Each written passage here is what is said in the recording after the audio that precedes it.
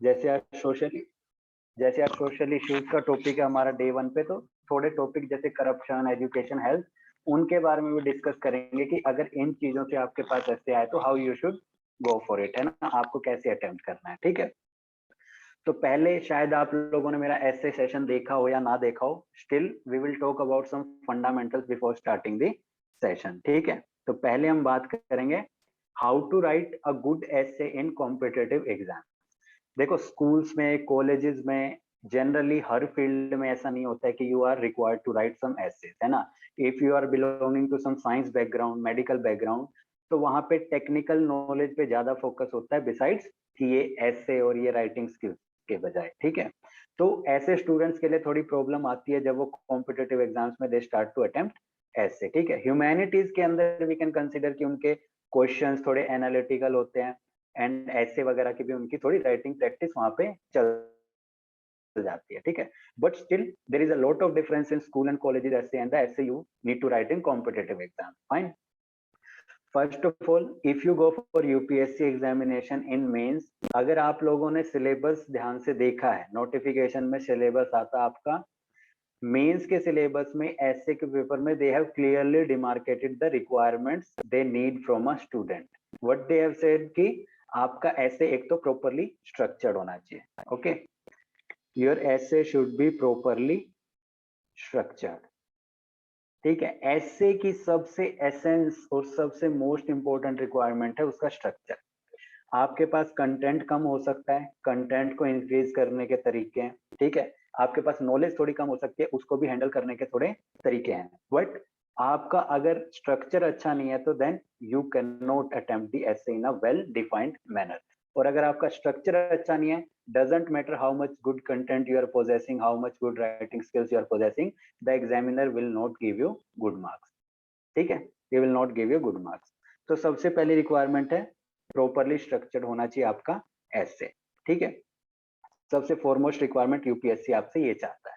Then second वो क्या कहता है, टू द पॉइंट।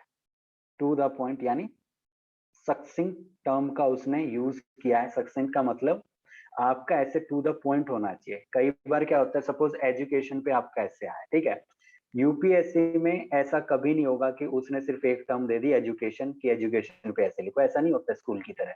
वो आपको पूरी की पूरी लाइन देगा, या तो ये दे देगा कि primary education is still a lacuna in Indian education system. ठीक है, कि प्राइमरी एजुकेशन अभी भी इंडियन एजुकेशन सिस्टम का एक ड्रॉबैक है या सेटबैक है, अभी भी उस पर हम ठीक से काम नहीं कर पाए।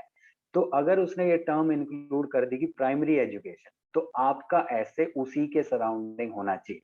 हालांकि और एस्पेक्ट आप एजुकेशन के वहां पे पुट इन कर सकते हो, बट ऐसा कभी नहीं होना चाहिए कि आप अपना मेन थीम और मेन आइडिया छोड़ के दूसरे की तरफ चले गए। मतलब कि 50% ऐसे आपने हायर एजुकेशन पे समझा दिया और प्राइमरी एजुकेशन पे सिर्फ आपने 3 से 4 पॉइंट लिखे। ठीक है, तो इस केस में वो आपको नंबर नहीं देने वाला। ठीक है, और यूपीएससी में ऐसा कभी नहीं होगा कि वो सिर्फ हेल्थ और सिर्फ एजुकेशन वन वर्ड पे आपको ऐसे लिखने को बोलेगा। ठीक है, तो सेकंड रिक्वायरमेंट है टू द पॉइंट। पॉइंट पे आपका ऐसे होना चाहिए। ठीक है, then within word limit.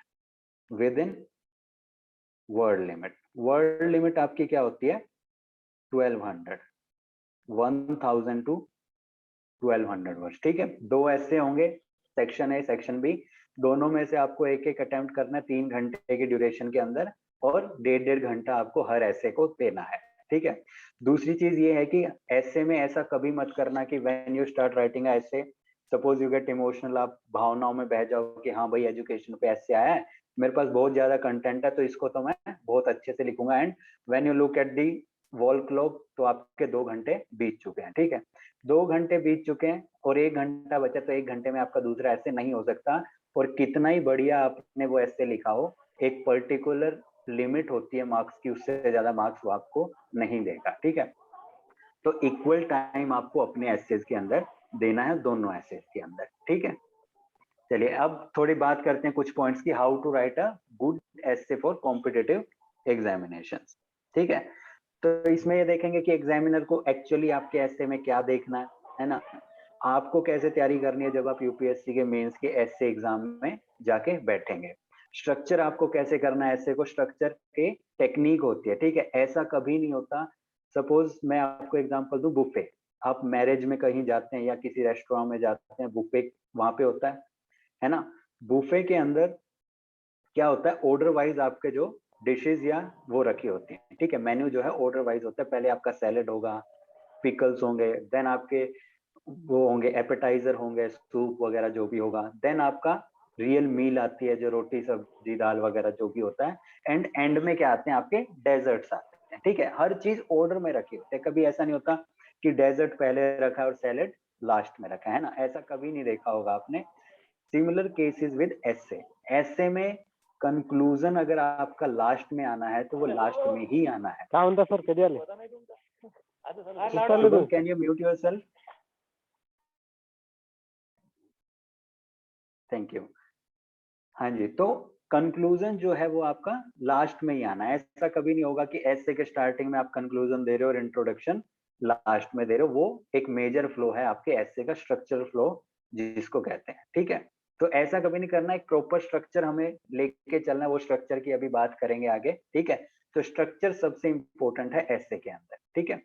Then practice आपको करनी है। सपोज आज मैं आपका सेशन ले रहा हूँ, आज मैं आपको मेन इंग्रेडिएंट्स, मेन पॉइंट जो है ऐसे के बारे में बता दूंगा कि आपको कैसे अटेम्प्ट करना है चीजें, लेकिन जब तक unless you apply those points, unless you apply this techniques over the time, कि आने वाले 2 महीने में अगर आपका मेंस है या अगले साल आपका मेंस है, तो आपको हर वीक एटलीस्ट एक ऐसे तो प्रैक्टिस करना ही है, ठीक है। जिसका अभी मेंस है तो आई विल रिकमेंड कि हर वीक आप 2 ऐसे प्रैक्टिस जरूर करें, ताकि आपकी हैबिट बन जाए and you can attempt in main examination in a well manner, ठीक है। जिसका अगले साल है वो हो सकता है महीने में 2-3 ऐसे कर सकता है, इतना टाइम उसके पास है, but still you need practice, ठीक है। और दूसरी बात, never take it as a misunderstanding, कई लोग ले लेते हैं कि essay is like a elongated GS answer, है ना। ऐसा नहीं है कि ये 1000 से 1200 वर्ड्स का जीएस आंसर आपको लिखना है। जीएस आंसर और ऐसे में कुछ फंडामेंटल डिफरेंसेस होते हैं, ठीक है। ऐसे में आपके पास एम्पल टाइम है, 1.5 घंटा काफी होता है ऐसे लिखने के लिए। जीएस में आपके पास टाइम नहीं है, तो हमें वहां पे टाइम को भी काउंटर करना होता है, और इसलिए हम वहां पे क्या करते हैं, बुलेट पॉइंट्स में जाते हैं, ठीक है, ताकि हमारा टाइम भी बचे, हमारी प्रेजेंटेशन भी ठीक ठाक हो। ऐसे में कुछ चीजें जो हमें ध्यान रखनी होती हैं, जो जीएस में हम करते हैं वो ऐसे में नहीं करनी होती, वो भी हम आगे बात करेंगे, ठीक है। तो जैसे पहले यूपीएससी मेंस में ऐसे आता है, बट आजकल जैसे नाबार्ड हो गया, आरबीआई ग्रेड भी हो गया, हर किसी में ऐसे वो लिखवा के देखते हैं, they need to check your communication skill या योर राइटिंग स्किल्स, क्योंकि कभी भी आप गवर्नमेंट पोस्ट पे अगर बैठते हो, हायर पोस्ट पे, तो आपको लिखना जरूर आना चाहिए एक सेंसिबल लैंग्वेज के अंदर। You need to know a sensible language to communicate your view point. कभी सपोज आप कल को यूपीएससी क्लियर करके एडमिनिस्ट्रेटर बनते हैं, आपको अपने सीनियर को ही सपोज कोई चीज बतानी है, कन्वे करनी है लेटर के थ्रू, तो आप एज सच व्हाट्सएप मैसेज नहीं लिख सकते, ठीक है। वहां पे एक प्रोटोकॉल होता है, वहां पे एक टेक्निक होती है, वो आपको लिखनी आनी चाहिए, ठीक है। और वो आपको आती है ऐसे मैनर से, ठीक है, जैसे आप ऐसे में लिखते हैं। Then what do instructor look for in an essay, ठीक है। ऐसे अब कई तरह के हो सकते हैं, लाइक इंफॉर्मेटिव ऐसे भी आपके हो सकते हैं, जहां पे आपको मेजरली इंफॉर्मेशन देनी है, like mainly science and technology topics, ठीक है। साइंस एंड टेक्नोलॉजी टॉपिक्स ऐसे होते हैं जहां पे आपको एप्लीकेशंस की इंफॉर्मेशन भी देनी पड़ती है, ठीक है। एप्लीकेशंस की इंफॉर्मेशन। जनरली जो सोशल एसेज होते हैं, परसुएसिव एसेज किनको कहते हैं, एग्जामिनर आपको क्वेश्चन फॉर्म में या आपके ओपिनियन के फॉर्म में आपको ऐसे पूछ सकता है, ठीक है। और आपको अपना ओपिनियन वहां पे पुट इन करना, लाइक फिलोसफिकल एसेज या सोशल इश्यूज एसेज, ठीक है। अब सोशल इश्यूज में सपोज एग्जामिनर आपको यही कह देता है कि इंडिया का जो फेडरल स्ट्रक्चर है that is not up to the point, इस पे ऐसे लिखिए, ठीक है। अब उसने कह दिया कि federalism of India is not up to the point और नॉट परफॉर्मिंग वेल, ये स्टेटमेंट दे दी, इस पे आपको ऐसे लिखना है, ठीक है। अब ये क्या है, उसने स्टेटमेंट दी है आपको, but it is not necessary to have a concurrence with his statement. जरूरी नहीं है कि आपको उसके स्टेटमेंट के साथ एग्री ही करना है, आप डिसएग्री भी कर सकते हैं होलफुली, कोई दिक्कत नहीं है इसमें। ऐसा कभी मत सोचना कि एग्जामिनर ने कोई स्टेटमेंट दी है तो मैं उसको डिसएग्री नहीं कर सकता। अगर आपको लगता है कि हमारा फेडरल स्ट्रक्चर अच्छा काम कर रहा है and it is up to the point, तो आप उस स्टेटमेंट को डिसएग्री भी कर सकते हो, बट ये चीज ध्यान रखना, वेदर यू एग्री और वेदर यू डिसएग्री, दोनों पक्ष के पॉइंट आपको देने हैं, दोनों व्यू पॉइंट आपको देने हैं, नोट के भी, प्रो के भी एंड अगेंस्ट के भी, ठीक है। लेकिन ये ध्यान रखना, जो आप कंक्लूजन में अपना स्टैंड देंगे कि हाँ मैं एग्री करता हूँ, हमारा federal structure is not up to performing up to the point, तो उस कैटेगरी में जो आपका उस स्टेटमेंट के आप फेवर में हो, तो उस फेवर में आपके पॉइंट ज्यादा होने चाहिए एज कंपेयर टू अगेंस्ट। ऐसा नहीं होना चाहिए कि कंक्लूजन में आप फेवर कर रहे हो कि हमारा federal structure up to the point नहीं है, बट ऐसे के स्ट्रक्चर में आपके पॉइंट्स ज्यादा उस फेवर में है कि हमारा फेडरल स्ट्रक्चर ठीक है, ठीक है। तो ऐसा नहीं होना चाहिए, जो पॉइंट आप फेवर कर रहे हैं उसी के पॉइंट्स आपके ज्यादा होने चाहिए, ठीक है। तो ये चीज ध्यान रखने, इंफॉर्मेटिव ऐसे में ज्यादा इंफॉर्मेशन आपको देनी पड़ती है जैसे साइंस एंड टेक्नोलॉजी में, और दूसरे ऐसे जो सोशल इश्यूज या फिलोसॉफिकल ऐसे होते हैं वो generally they are persuasive kind, है ना, वहां पे आपकी ओपिनियन जानना चाहता है एग्जामिनर, ठीक है। ओपिनियन तो खैर यूपीएससी में जीएस हो या एस हो हर जगह ही आपकी जानना चाहता है एग्जामिनर, ठीक है। तो ये चीज आपको ध्यान रखनी है। और दूसरी बात, ऐसे के अंदर जैसा मैंने आपको बताया कंटेंट किंग होता है, ठीक है। वैसे कंटेंट राइटर्स जैसे होते हैं, वेब कंटेंट राइटर्स या और भी कंटेंट राइटर्स होते हैं, उनको यही चीज सिखाई जाती है कि जो आज का वर्ल्ड है, टूडेज वर्ल्ड, उसमें कंटेंट इज द की, ठीक है। कंटेंट ही ऐसी चीज है जिससे आप अपने व्यूज प्रोपगेट भी कर सकते हैं, डिसेमिनेट भी कर सकते हैं, और अगर आप एग्जाम के अंदर हैं तो एग्जामिनर को कन्विंस भी कर सकते हैं, ठीक है। वो भी मैटर नहीं करेगा कि आपकी राइटिंग स्किल्स कितनी अच्छी है लेकिन आपका कंटेंट वीक है, ठीक है। अगर आप फेडरलिज्म पे जा रहे हो, लिखने जा रहे हो, तो आपके पास इतना कंटेंट होना चाहिए कि आप अपने पॉइंट को सपोर्ट कर सको विद डेटा एंड फिगर्स, ठीक है। ऐसा नहीं होना चाहिए कि आप सिर्फ लिखा है हाँ हमारा federal structure up two point है, बट हाउ, है ना। वो ये जानना चाहता है कि चलो आप मानते हो कि आपकी ये राय है, ठीक है हमने मान लिया, बट हाउ, प्रूव योरसेल्फ, ठीक है, प्रूव योरसेल्फ। तो ये चीज आपको ध्यान रखनी है, प्रूव करना अपने आप को वहां पे कंटेंट के थ्रू, ठीक है। आप वहां पे बोल के नहीं बता सकते, that is not a debate, वो एक पेज है, पेज पे आपको कंटेंट के थ्रू क्या करना है, अपने ओपिनियन को प्रूव करना है, ठीक है। देन ऐसे के अंदर कुछ चीजें जो ध्यान रखने की है उसकी बात करते हैं। It should B grammatically correct, सबसे पहली रिक्वायरमेंट, ठीक है। ग्रामेटिकली करेक्ट होना चाहिए, क्योंकि ये जीएस आंसर नहीं है, जीएस आंसर में आपकी ग्रामर इधर उधर हो जाए डजेंट मैटर, ज्यादा फर्क नहीं पड़ता, बट ऐसे मेनली आपका आइडिया कन्वेइंग के लिए है, आपकी लैंग्वेज मैटर करती है। एक भी स्टेटमेंट अगर आपकी ढंग की लैंग्वेज नहीं हुई तो एग्जामिनर उसको प्रॉपरली एब्जॉर्ब नहीं कर पाएगा, और वो एब्जॉर्ब नहीं कर पाएगा तो उसे चीज समझ नहीं आएगी, और चीज समझ नहीं आएगी तो नंबर किसके कटेंगे, आपके, ठीक है। तो ये चीज ध्यान रखनी, essay whether you are attempting it in Hindi language और इंग्लिश लैंग्वेज और एनी अदर लैंग्वेज, आपकी ग्रामर मिस्टेक्स वहां पे मिनिमम होनी चाहिए, सेंटेंस फॉर्मेशन मिनिमम होना चाहिए। ऐसा नहीं है कि आप 3 से 4 लाइन का स्टेटमेंट लिख रहे हैं एंड उसमें कोई फुल स्टॉप नहीं है, ठीक है। 7 से 8 लाइन आप लगातार चले ही जा रहे हैं, 4 से 5 लाइन चले ही जा रहे हैं, ऐसा नहीं होना चाहिए, ठीक है। 1-2 लाइन पढ़ने के बाद आदमी का रिदम छूटने लग जाता है, ठीक है, उसको वो चीज एब्जॉर्ब नहीं होती। तो try to make your statements, try to make statements of 1 to 2 line, ठीक है। या मैक्सिमम 3 अगर जाती है तो ठीक है, मतलब वो भी नहीं जानी चाहिए आपकी, ठीक है, 3 भी नहीं जानी चाहिए, 2 लाइन्स तक आपकी स्टेटमेंट होनी चाहिए, ठीक है, क्योंकि वो फटाफट पढ़ी भी जा सके और उस चीज का जो मैटर है वो ग्रास्प भी किया जा सके, ठीक है। तो स्टेटमेंट लंबी नहीं रखनी है, लैंग्वेज अच्छी रखनी है, ग्रामेटिकल पंक्चुएशन वगैरह का ध्यान रखना है, कहाँ पे सेमी कोलन आना है, कहाँ पे कोलन आना है, कहाँ पे फुल स्टॉप आना है, कोमा कहाँ पे आना है, क्वेश्चन मार्क कहाँ पे आना है, ठीक है। ये चीजें काफी मायने रखती हैं एस्से के अंदर। Then it should be within given word limit, वो हमने पहले भी बात की है, 1000 से 1200 का ऐसे है तो उसी के अंदर आपको पूरा करना है। खैर यूपीएससी आपको पेज भी देता है बना के, है ना, क्वेश्चन कम आंसर बुकलेट में पेज पहले ही डिफाइंड होते हैं, 10 पेज आपको मिलेंगे ऐसे के लिए, 10 से बाहर आप नहीं जा सकते चाह कर भी। अगर आपने ज्यादा ही कंजेस्टेड कर दिया तो वो भी ठीक नहीं है, और ज्यादा ही खुला खुला लिखा वो भी ठीक नहीं है, ठीक है। एवरेज राइटिंग रखनी है अपनी, एक लाइन में 7 to 8 वर्ड्स ही रखने हैं, और लाइन के बीच में जो स्पेसिंग है वो भी एवरेज रखनी, ज्यादा भी नहीं, और कम भी नहीं, ठीक है। Over crowding and under crowding everything should be prevented. एक बैलेंस्ड चीज आपकी हर एस्पेक्ट में होनी चाहिए, ठीक है। Within word limit, no congestion, no extra spacing, grammatical correction should be there, grammar एकदम सही होनी चाहिए, पंक्चुएशन वगैरह एकदम अप टू द मार्क होनी चाहिए, ठीक है। देन जीएस और एसए में क्या डिफरेंस है? जीएस आंसर्स में हम क्या प्रेफर करते हैं? Bullet points. क्यों? टाइम लेस होता है, ठीक है, टाइम लेस होता है, 20 सवाल करने होते हैं हमें 3 घंटे में, तो हम क्या करते हैं? बुलेट पॉइंट्स का सहारा लेते हैं, प्रेजेंटेशन का सहारा लेते हैं, ताकि we can save time and we can attempt all the question, ठीक है। लेकिन एसए के अंदर ध्यान रखना,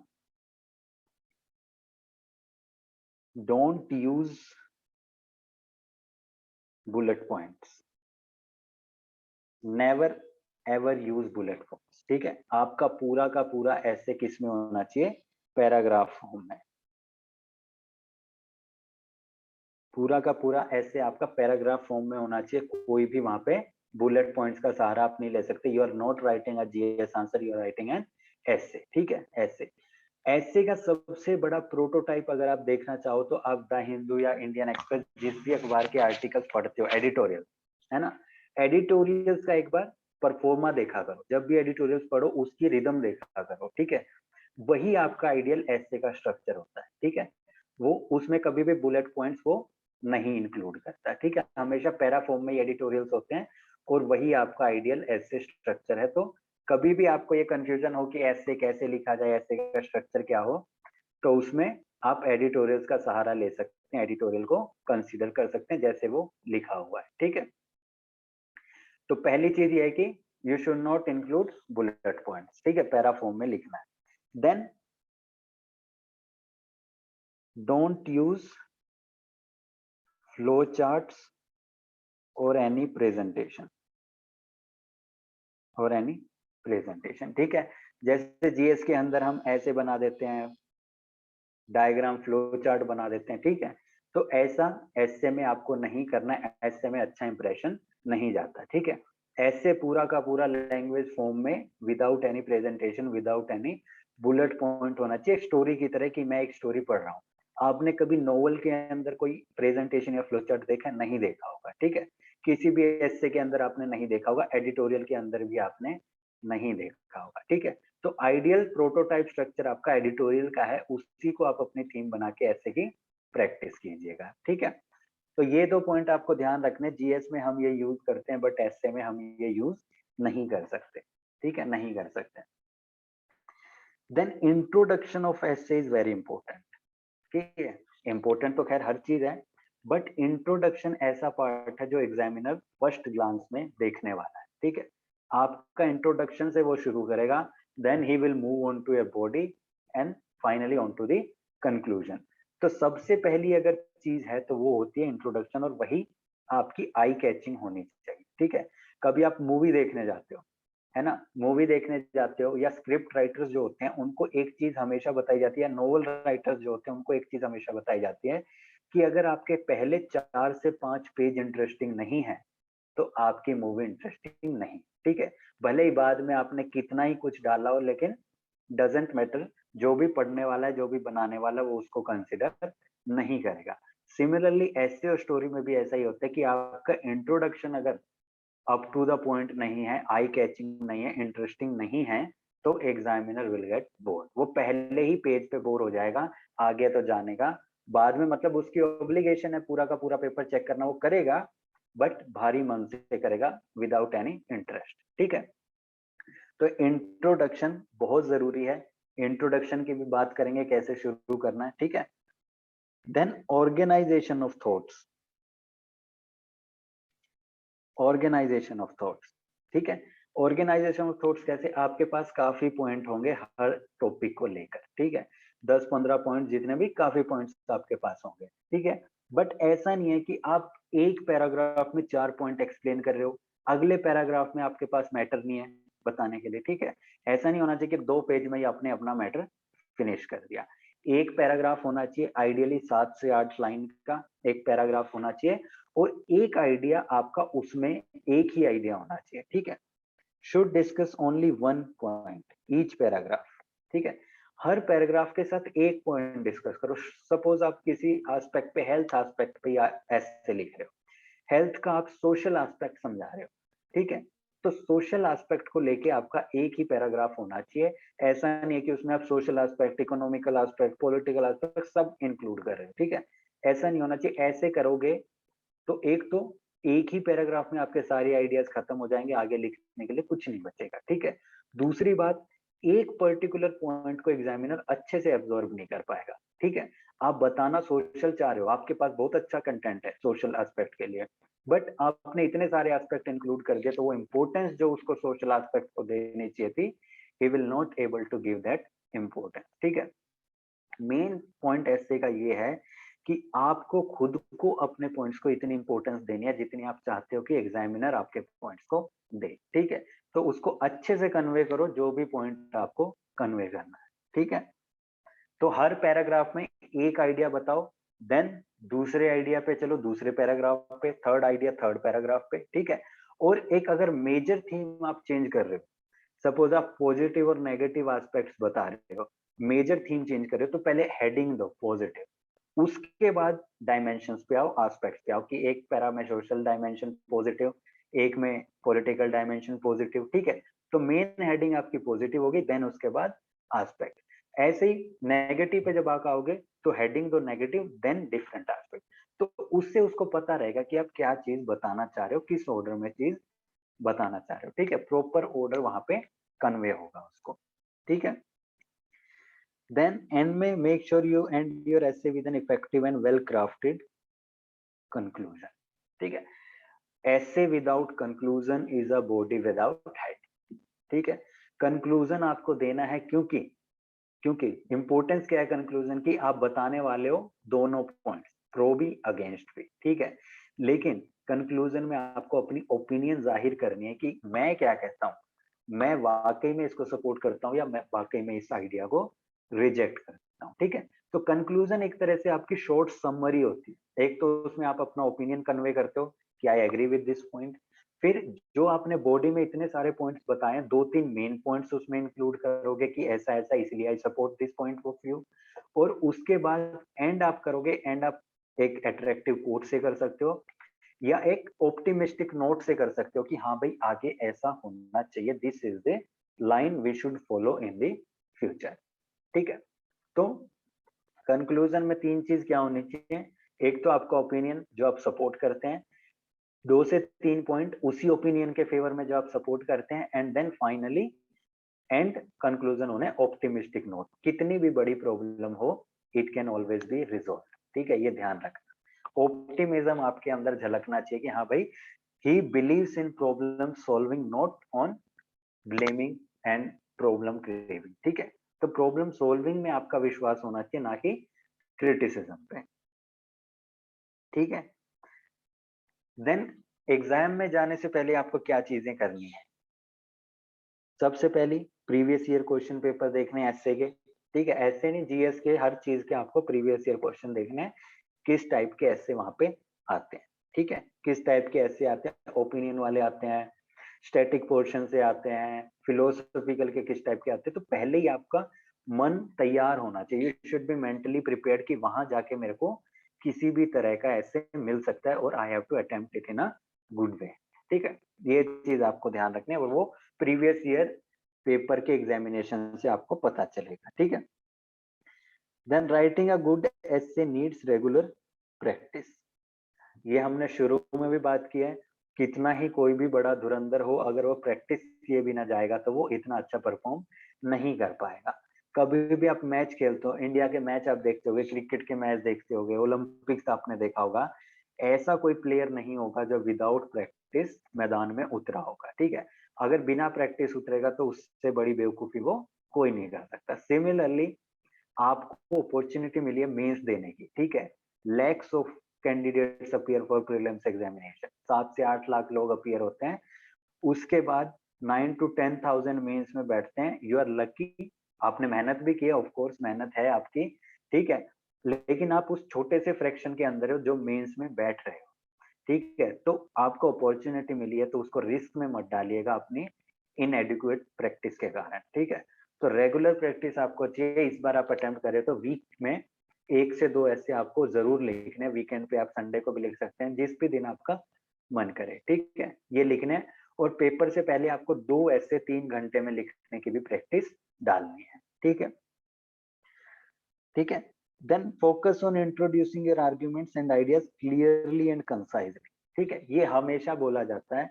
ऐसे के अंदर दिक्कत क्या रहती है, इतने वर्ड्स आपको लिखने हैं, बहुत आसान होता है बंदे के लिए राह से भटक जाना है, ठीक है। आप प्राइमरी एजुकेशन पे आपको बोला गया बताने को, बहुत इजी है कि आप प्राइमरी को छोड़ के हायर पे चले जाओगे, टीचर एस्पेक्ट पे चले जाओगे, कॉलेजेस पे चले जाओगे, ठीक है, बहुत आसान है, बहुत इजी होता है भटक जाना ऐसे के अंदर। तो ये चीज ध्यान रखनी है, आपको एक पॉइंट दिया गया है, आप उसके अराउंड ही रहें, ऐसा ना हो कि आप कहीं दूर निकल गया और ऐसे का एकदम से क्या हो गया, रिदम खत्म हो गया, ठीक है। जब एग्जामिनर को लगेगा कि आप उस पॉइंट से ही निकल चुके हैं, तो he will not take interest in your copy checking, ठीक है। Then memorise key events, names, facts and figures. देखो आपको अपने वहां पे ओपिनियन, ऐसा नहीं है, आप कोई बाबा नहीं हो, गुरु नहीं हो कि आपकी बात को बिना क्वेश्चन किए कोई मान लेगा, ठीक है। अगर आप कोई ओपिनियन दे रहे हो तो आपको अपनी ओपिनियन को सपोर्ट भी करना है। सपोर्ट कैसे करना है, कोट से सपोर्ट करना है, ठीक है, किसी famous personality like Gandhi ji, Vivekananda, इन सब के कोट्स आपको पता होने चाहिए, रेलिवेंट टॉपिक्स पे क्या क्या है। देन फैक्ट्स एंड फिगर्स आपको पता होने चाहिए। फैक्ट्स एंड फिगर्स के लिए बंदों को काफी कंफ्यूजन रहता है कि कहाँ से करें, है ना। उसके लिए सबसे बेस्ट डॉक्यूमेंट आपका होता है इकोनॉमिक सर्वे, ठीक है।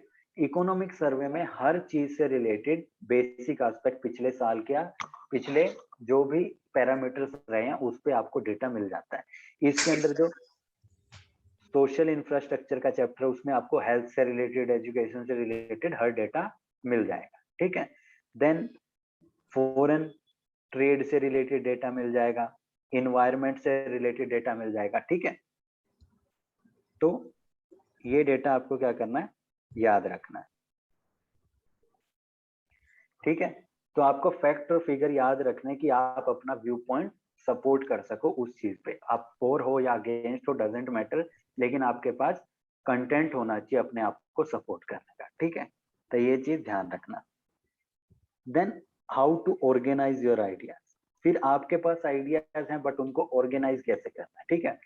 सपोज आपके पास पॉजिटिव एस्पेक्ट ऑफ एजुकेशन भी हैं, नेगेटिव एस्पेक्ट ऑफ एजुकेशन भी हैं, ड्रॉबैक्स भी हैं कि किन किन एरिया में अभी हम परफॉर्म नहीं कर पा रहे हैं ना, लेकुनास भी हैं आपके पास। देन आपके पास वे फॉरवर्ड भी है, तो उनको सिस्टमेटिकली आपको अरेंज करना है, ठीक है। वे फॉरवर्ड लेकुना से पहले नहीं आ सकता, क्योंकि पहले आप कमियां बताओगे तभी तो आप सॉल्यूशन बताओगे ना, या पहले सॉल्यूशन बता के बाद में कमियां तो बता नहीं सकते।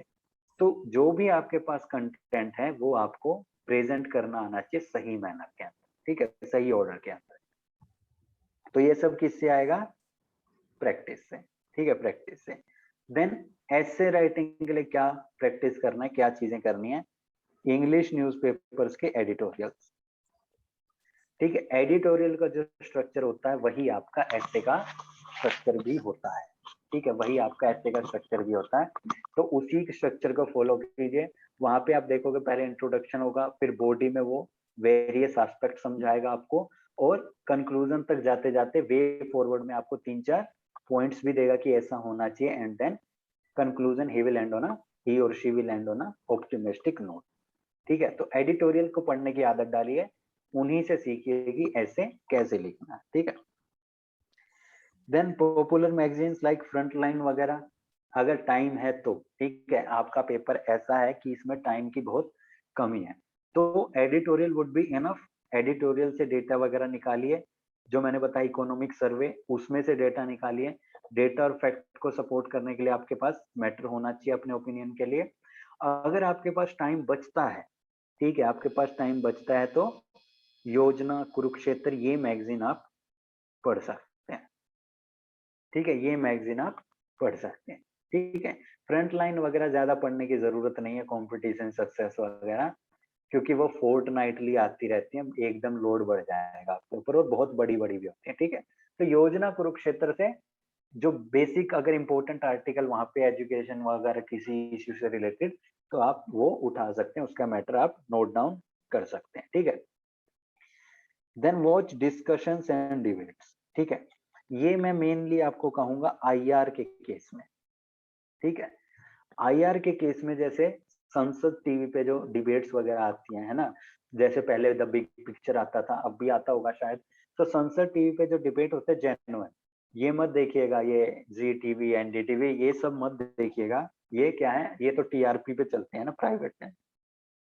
दूरदर्शन देखिए अगर आपको जेन्युइन न्यूज चाहिए, और अगर जेन्युइन डिबेट चाहिए तो संसद टीवी पे काफी अच्छी डिबेट आपको मिल जाएगी। ठीक है, तो ऐसी डिबेट देखिए जहां से आपको कुछ ना कुछ इनपुट मिल रहा है ना, वो मत देखिए हल्ला उल्ला करने वाली, उससे कुछ नहीं मिलने वाला। ठीक है, देन बुक्स भी पढ़ सकते हैं आप, अच्छी अच्छी बुक्स, जैसे डिस्कवरी ऑफ इंडिया है मिस्टर नेहरू की, देन इंडिया 2020 है कलाम साहब की। तो ऐसी बुक्स भी आप अगर आपके पास टाइम है, ठीक है, टाइम नहीं है तो इन पे जाने की ज्यादा जरूरत नहीं है, एडिटोरियल्स पे आप अपना बेस टिका के रखिए। ठीक है, देन स्ट्रक्चर ऑफ गुड ऐसे, स्ट्रक्चर कैसे जाता है ऐसे का आप सबको पता है, इंट्रो, बॉडी, कंक्लूजन, ये सबको पता है, लेकिन उन सब के क्या मायने हैं, कैसे आपको अटेम्प्ट करना है, बात वही आती है। ठीक है, can be split into 3 parts, intro, body and conclusion. ठीक है, देन पहले बात करेंगे हम इंट्रो की।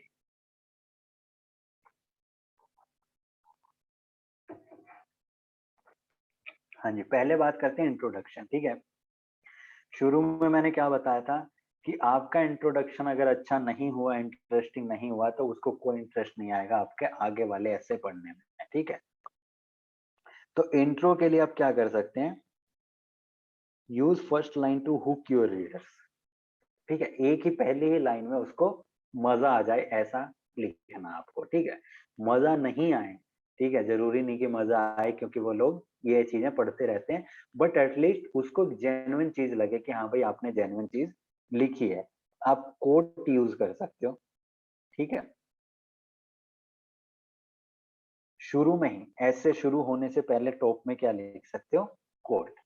ठीक है, सपोज हेल्थ पे ही है, हेल्थ पे आप कोट लिख सकते हो, जैसे सर्वे भवन्तु सुखिनः सर्वे सन्तु निरामया, जो संस्कृत में हेल्थ के लिए श्लोक है, वो लिख सकते हो, या कोई और कोट लिख सकते हो, गांधी जी का हेल्थ के ऊपर लिख सकते हो। ठीक है, तो कोट आप यूज कर सकते हो फर्स्ट इंट्रोडक्शन में। देन कोई सरप्राइजिंग फैक्ट आप इंट्रोडक्शन में यूज कर सकते हैं। सरप्राइजिंग फैक्ट कैसे, कि सपोज आप एजुकेशन के बारे में ऐसे लिखने वाले, ठीक है, और आप जाएं और इंट्रोडक्शन में आप एक क्वेश्चन दे दें सामने वाले को कि do you know there is still less enrolment of girl students in higher education. Less enrolment मतलब आप डेटा वहां पे प्रेजेंट करोगे, और वो डेटा एक तरह से स्टार्किंग डेटा हो सकता है, कि मतलब सामने वाला पढ़ के चौंक जाए कि वाकई में ऐसा है ना, तो उसका इंटरेस्ट बन जाएगा कि हाँ भाई आगे आप क्या बताने वाले। कोई अगर सरप्राइजिंग फैक्ट आप दे देते हो इंट्रोडक्शन के अंदर, या कोई इंटरेस्टिंग एनेक्डोट भी दे सकते हो। एनेक्डोट मतलब कोई शॉर्ट स्टोरी। ठीक है, कोई शॉर्ट स्टोरी, सपोज एजुकेशन पे ही आपने कोई कैरेक्टर बना लिया, कोई सरला लड़की है तो उसका कैरेक्टर बना लिया कि भाई उसके गरीब परिवार से है वो, उसके पेरेंट्स फार्मर्स हैं या लेबरर्स हैं, उसके पास इतना पैसा नहीं है कि she can afford education, but she is very talented. ठीक है, 8th तक क्लास की पढ़ाई करके बाद में she could not afford fees for higher education. तो इस चीज में आपने क्या बताया, इस एनेक्डोट से आप ये बता रहे हो कि ऐसे कई लोग हैं देश के अंदर जो कि अपनी हायर एजुकेशन को फंड नहीं कर सकते। ठीक है, बहुत बेसिक प्रॉब्लम है ये, और इस बेसिक प्रॉब्लम का जिक्र करना बहुत जरूरी है। ठीक है, अगर एनेक्डोट के साथ आप जाओ, स्टोरी के साथ आप जाओ, तो कोशिश करना कि जो भी ऐसे में आप चीजें बताने वाले हो वो सारी उस स्टोरी के अंदर इंक्लूडेड हो, सारी नहीं तो लगभग ओवरव्यू उसका हो। ठीक है, ओवरव्यू उसका होना चाहिए, जो भी प्रॉब्लम्स वो फेस करने वाले। ठीक है, you may follow it up with historical background to set the mood of essay. Historical background कैसे, इंट्रो आपने दिया, ठीक है, कोट वगैरह बता के एजुकेशन के बारे में बता दिया, इंट्रोडक्शन दे दिया, डिफाइन कर दिया एजुकेशन को। उसके बाद आप हिस्टोरिकल बैकग्राउंड में जा सकते हैं कि how education evolve in our country, ठीक है। इंडस वैली सिविलाइजेशन जब शुरू हुआ तो थोड़े बहुत वहां पे स्क्रिप्ट्स मिले हैं, वहां पे भी कम्युनिकेशन स्किल्स थी, बट एजुकेशन इतनी प्रिवेलेंट वहां पे नहीं थी। धीरे धीरे जैसे सोसाइटीज बनती गई, ऋग्वेदिक एज आया, तो वहां पे वेद चालू हुए, और वेद काफी इंफॉर्मेटिव सोर्स आज भी माने जाते हैं, ठीक है। उसके बाद और वहां पे आप कमियां भी बता सकते हो कि वुमेन को तब भी लेटर वैदिक एज में भी इतनी इंपॉर्टेंस नहीं दी जाती थी पढ़ाई के लिए, ठीक है। उसके बाद जो एंशिएंट पीरियड आया, देन मिडिवल पीरियड आया, देन मॉडर्न पीरियड आया, तो थोड़ा सा आप हिस्टोरिकल बैकग्राउंड 2-3 पैराग्राफ में बता सकते हो कि कैसे हमारा एजुकेशन सिस्टम इवॉल्व हुआ, ठीक है। Then give a short concise road map of what you are about to present. आप इंट्रो के बाद ऐसा भी कर सकते हो, एक पैराग्राफ में आप ये भी बता सकते हो कि here after we will be going to discuss these aspects of the, essay essay तो नहीं लिखोगे, जो टॉपिक होगा वो लिखोगे, ठीक है। एजुकेशन है तो we will be discussing various aspect of education, ठीक है, पॉजिटिव नेगेटिव, या जो lacunas in higher education, lacunas in primary education, ठीक है, what shall be the way forward. जो भी आप आगे बताने वाले वो एक पैराग्राफ में आप उसको इंट्रोड्यूस कर सकते हो कि हाँ भाई अब मेरा इंट्रो हो गया, अब मैं ऐसे शुरू करूंगा, अपनी बॉडी शुरू करूंगा, और मैं उसमें ये चीजें आपके सामने रखने वाला हूँ, ठीक है। ये भी आप कर सकते हो। देन लास्ट लाइन जो है, that should transition reach to the next paragraph. जो लास्ट लाइन आपकी होगी ना, जहां से बॉडी शुरू करने वाले हो आप इंट्रो के बाद, ठीक है, जहां से बॉडी शुरू करने वाले, वो नेचुरल लगनी चाहिए, ठीक है। एकदम ऐसे ड्रास्टिकली आप इवॉल्व नहीं करोगे कि कोई अजीब सी लाइन आपने लिखी उसके बाद एकदम ये लिख दिया कि हाँ सोशली एजुकेशन इज दिस, ऐसा नहीं होना चाहिए। आप लास्ट लाइन अगर लिखो तो लास्ट लाइन में ये लिख सकते हो कि here after I will be discussing social aspect of education, ठीक है। तो उसे ये आइडिया रहेगा कि अगले पैराग्राफ में आप किस चीज की बात करने वाले हो। अगर आप ये कन्वे नहीं करोगे तो वो एकदम ड्रास्टिक उसके लिए चेंज होगा इंट्रो से बॉडी पे आना, और वो डिफरेंशिएट नहीं कर पाएगा उस मूवमेंट को, ठीक है। तो लास्ट लाइन आपकी फ्यूजन लगना चाहिए, नेचुरल फ्यूजन, कि आप हाँ मिल गए हो इंट्रो से अब बॉडी के उस, ठीक है। तो ये चीज आपको ध्यान रखना। हाँ जी, कनेक्टर्स, कनेक्टर्स वैसे शुभम कनेक्टर्स का अलग रोल है आपका।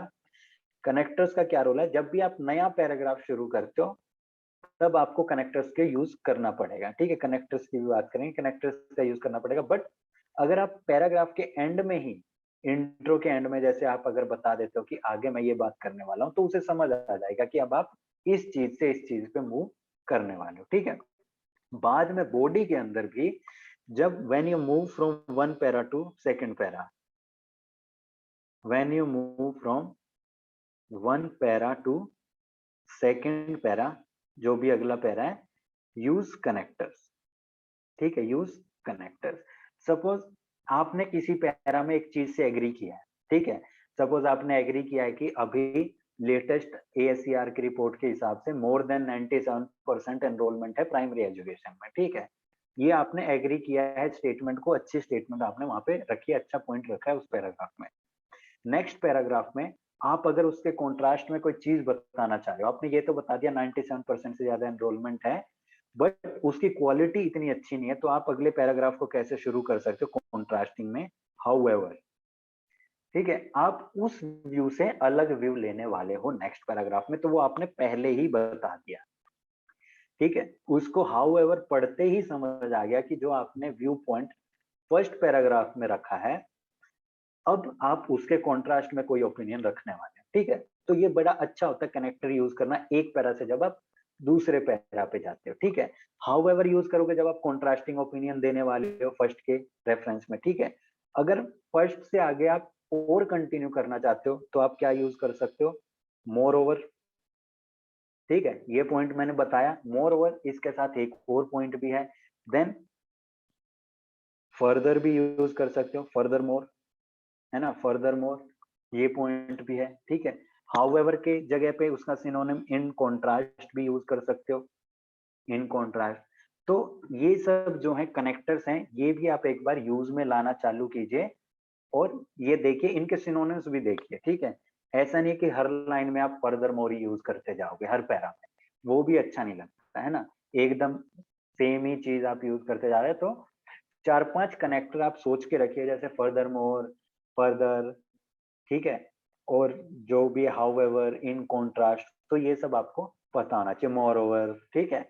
तो 4-5 कनेक्टर आपके पास होने चाहिए जो अलग अलग पैरा में अलग अलग तौर से आप यूज कर सको, ठीक है। देन आती है body. Each body paragraph should present one main idea.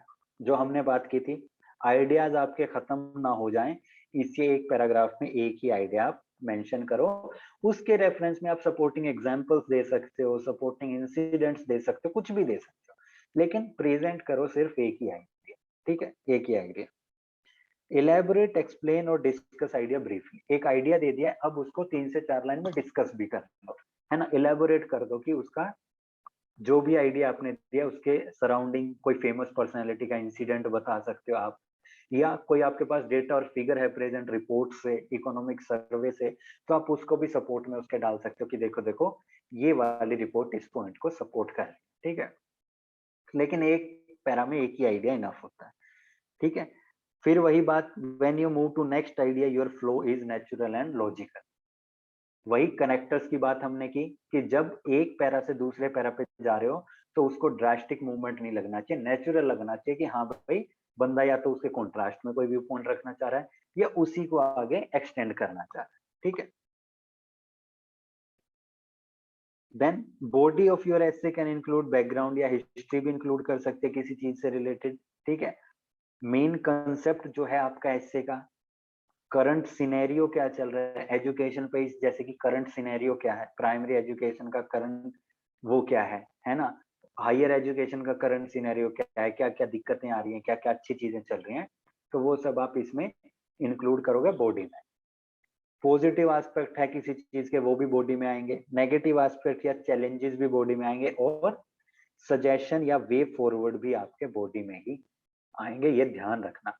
Way forward कभी भी कंक्लूजन का पार्ट नहीं होता है, ठीक है। कई बच्चे कंफ्यूज कर जाते हैं जीएस के अंदर भी और एसए के अंदर भी कि वे फॉरवर्ड कंक्लूजन का पार्ट है, नहीं।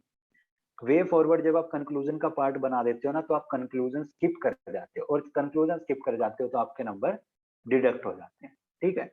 तो सजेशन या रिकमेंडेशन आपका बॉडी का पार्ट है, ना कि कंक्लूजन का। तो आपको कोई भी सजेशन अपनी तरफ से देना है तो वे फॉरवर्ड में आप उन सजेशंस को बताओ। कंक्लूजन के अंदर क्या है, रीस्टेट द मेन आइडिया, या आपका जो ओपिनियन है उसको बताओ कंक्लूजन में, कि अब मैंने अपनी बॉडी पूरी कर लिया है, मेरा इस मुद्दे पर ये व्यू पॉइंट है कंक्लूजन के अंदर, ठीक है। और उसी को summarise with 3 most important points, ठीक है। जो ओपिनियन आपने लिया है, रखा है उसके सामने, जिसको आप सपोर्ट करते हो, उसके 3 पॉइंट्स इंक्लूड करो बॉडी के अंदर जो आपने डाले, उनमें से जो 3 सबसे इंपॉर्टेंट पॉइंट हैं। और जो लास्ट लाइन है उसको हमेशा and with optimistic note, and with optimistic note, ठीक है। ऑप्टिमिस्टिक नोट के साथ एंड करना है, चाहे कितनी भी बड़ी प्रॉब्लम हो, it can always B solved, ठीक है। उसको ये पता रहना चाहिए कि you believe in problem solving, ना कि क्रिटिसिज्म। सिर्फ क्रिटिसिज्म में बिलीव नहीं करते आप, ठीक है। तो ये चीजें ध्यान रखनी है इंट्रो, बॉडी और कंक्लूजन के, ठीक है। Then tips on how to write a scoring essay, इसमें क्या क्या ध्यान रखने हैं, जो हमने कहा था, write down all information in form of notes. जो भी आप एस्पेक्ट कंसीडर कर रहे हो, हेल्थ, एजुकेशन, कुछ भी कंसीडर कर रहे हो, तो आप उसके नोट्स बना के रखो अपने पास। जो भी लेटेस्ट डेटा है, जैसे ASCR की रिपोर्ट है, वो हर साल आती है, ठीक है, एजुकेशन से रिलेटेड हर साल आती है, उस रिपोर्ट को, उसका आप वो डेटा याद करके रखिए, ठीक है। जैसे 2021 के अंदर अब पीसा असेसमेंट होनी थी एजुकेशन की, ठीक है। पीसा असेसमेंट वर्ल्ड लेवल पे होती है, तो 3 साल में एक बार होती है। 2018 में हमने, इंडिया ने स्किप कर दिया था उसको, कोई इश्यू था जो भी था। अब 2021 में दोबारा ने कहा था इंडिया ने कि हम दोबारा पार्ट लेंगे, तो ऐसा होगा, पार्ट दिया होगा, उसकी रिपोर्ट आएगी तो उसके स्टेट्स आपके पास होने चाहिए। इनमें काफी अच्छी अच्छी स्टेटिस्टिक्स आती हैं, ठीक है, और वो आपके काम के होते हैं। कैसे? एएससीआर में जैसे 2018-19 में जब रिपोर्ट आई थी तो इन्होंने बताया था कि एनरोलमेंट तो प्राइमरी स्कूल में अच्छी हो चुकी है, ठीक है, मोर देन 97%, लेकिन क्लास 8th का बच्चा क्लास 3rd का मैथ सोल्व नहीं कर पा रहा, ठीक है। तो देखो कितनी कॉन्ट्रास्टिंग इंफॉर्मेशन और कितनी इंटरेस्टिंग इंफॉर्मेशन है, जो मैं कह रहा था इंट्रो में आप डाल सकते हो, ठीक है। आप इंट्रो में कैसे डाल सकते हो कि दो enrollment in primary education is increasing but is it up to the point, is the quality up to the point। तो आपने क्या कह दिया, इंटेरोगेशन डाल दिया, क्या एनरोलमेंट बढ़ रही है बट क्या क्वालिटी उस पॉइंट पे है ना। तो वो आप इन रिपोर्ट से ले सकते हो।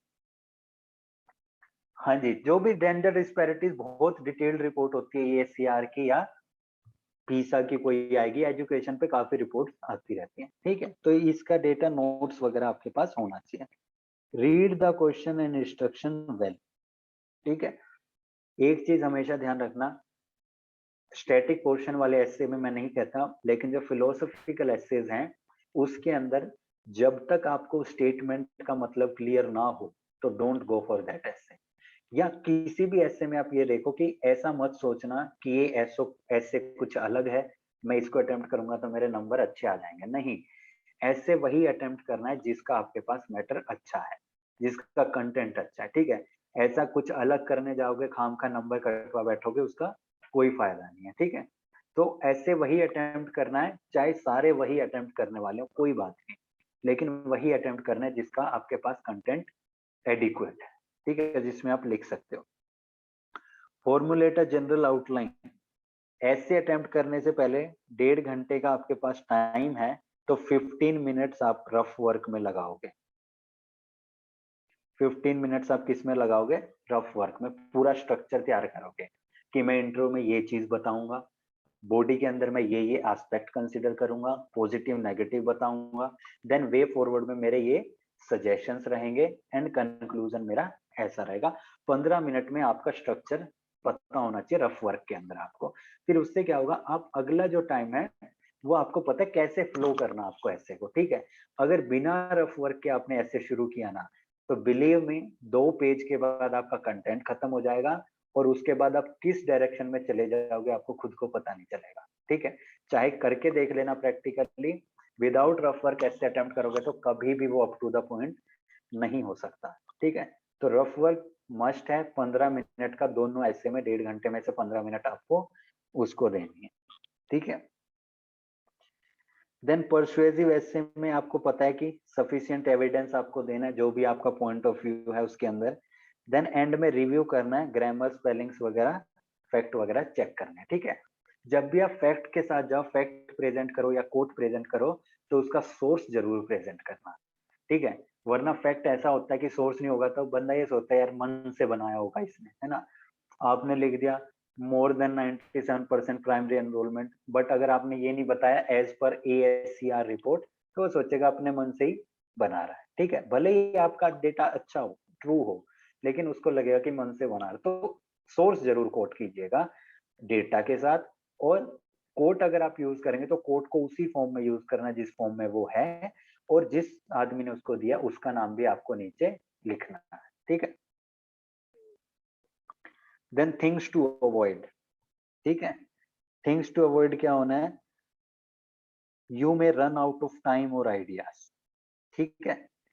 You may run out of time और आइडियाज, और ये कब होगा, ये कब होगा, when you don't do, when you don't do rough work, ठीक है। अगर आप रफ वर्क नहीं करेंगे तो आपके आइडियाज कहाँ खत्म हो जाएंगे, आपको कोई आइडिया नहीं लगेगा, आपको खुद को आइडिया नहीं लगेगा, ठीक है।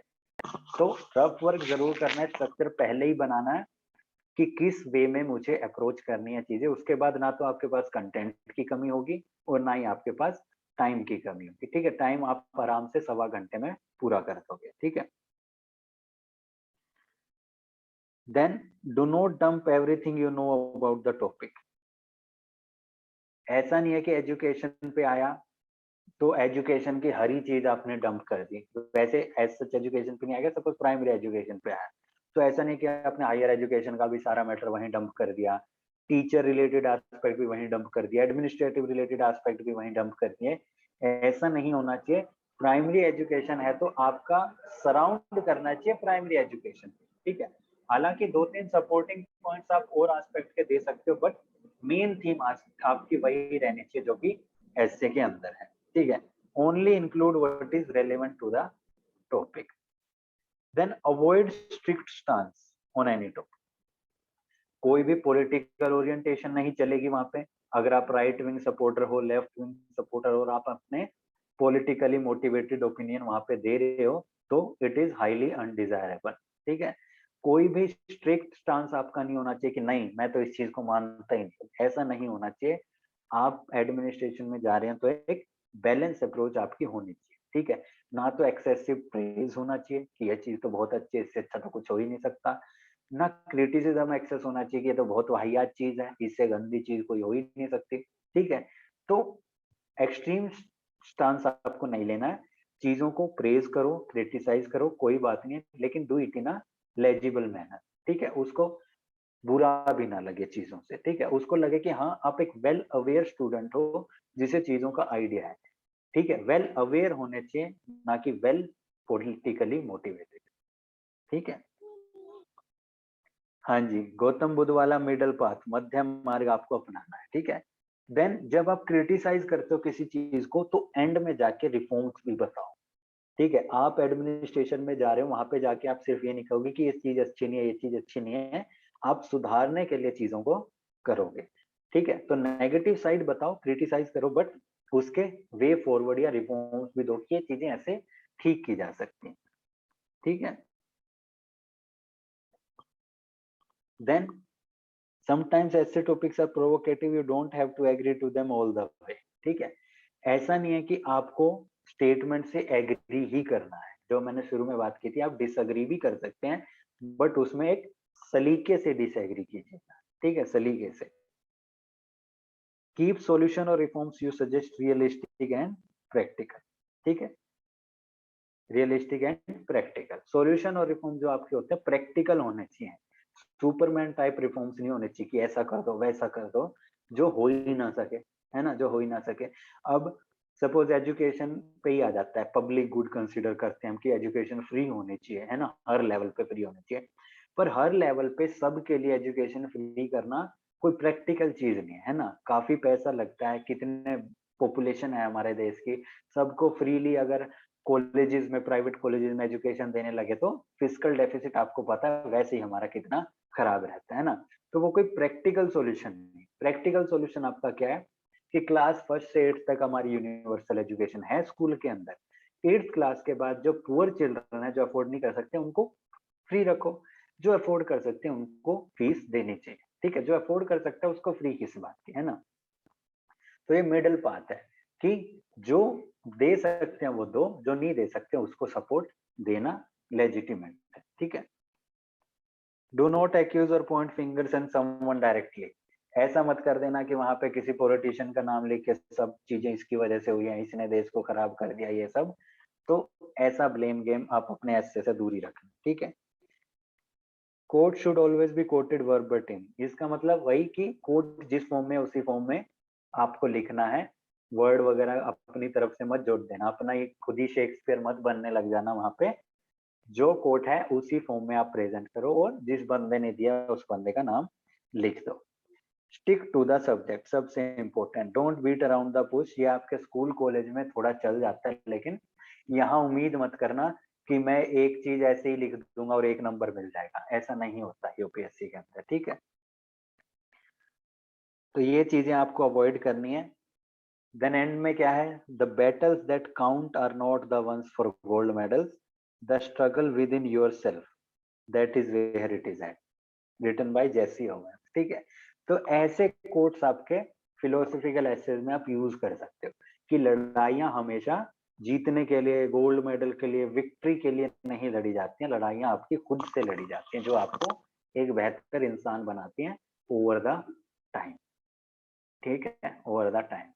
तो ये बेसिक चीज है हमारे एस्से के लिए, चाहे आप फिलोसफिकल एस्से पे जा रहे हो, सोशल एसे पे जा रहे हो, साइंस के एसे पे जा रहे हो, ये चीजें आपको ध्यान रखनी है एसे के लिए, ठीक है, एसे वाले पेपर के लिए। इसमें बेसिक स्ट्रक्चर में किसी को कोई डाउट है तो आप पूछो, नहीं फिर सोशल इश्यूज के कुछ टॉपिक्स हम डिस्कस करते हैं कैसे आपको अप्रोच करने चाहिए। हाँ जी, किसी को इस चीज से कोई पूछना है तो आप पूछ लो, फिर एक दो टॉपिक देखते हैं कैसे आप अप्रोच करेंगे उनको।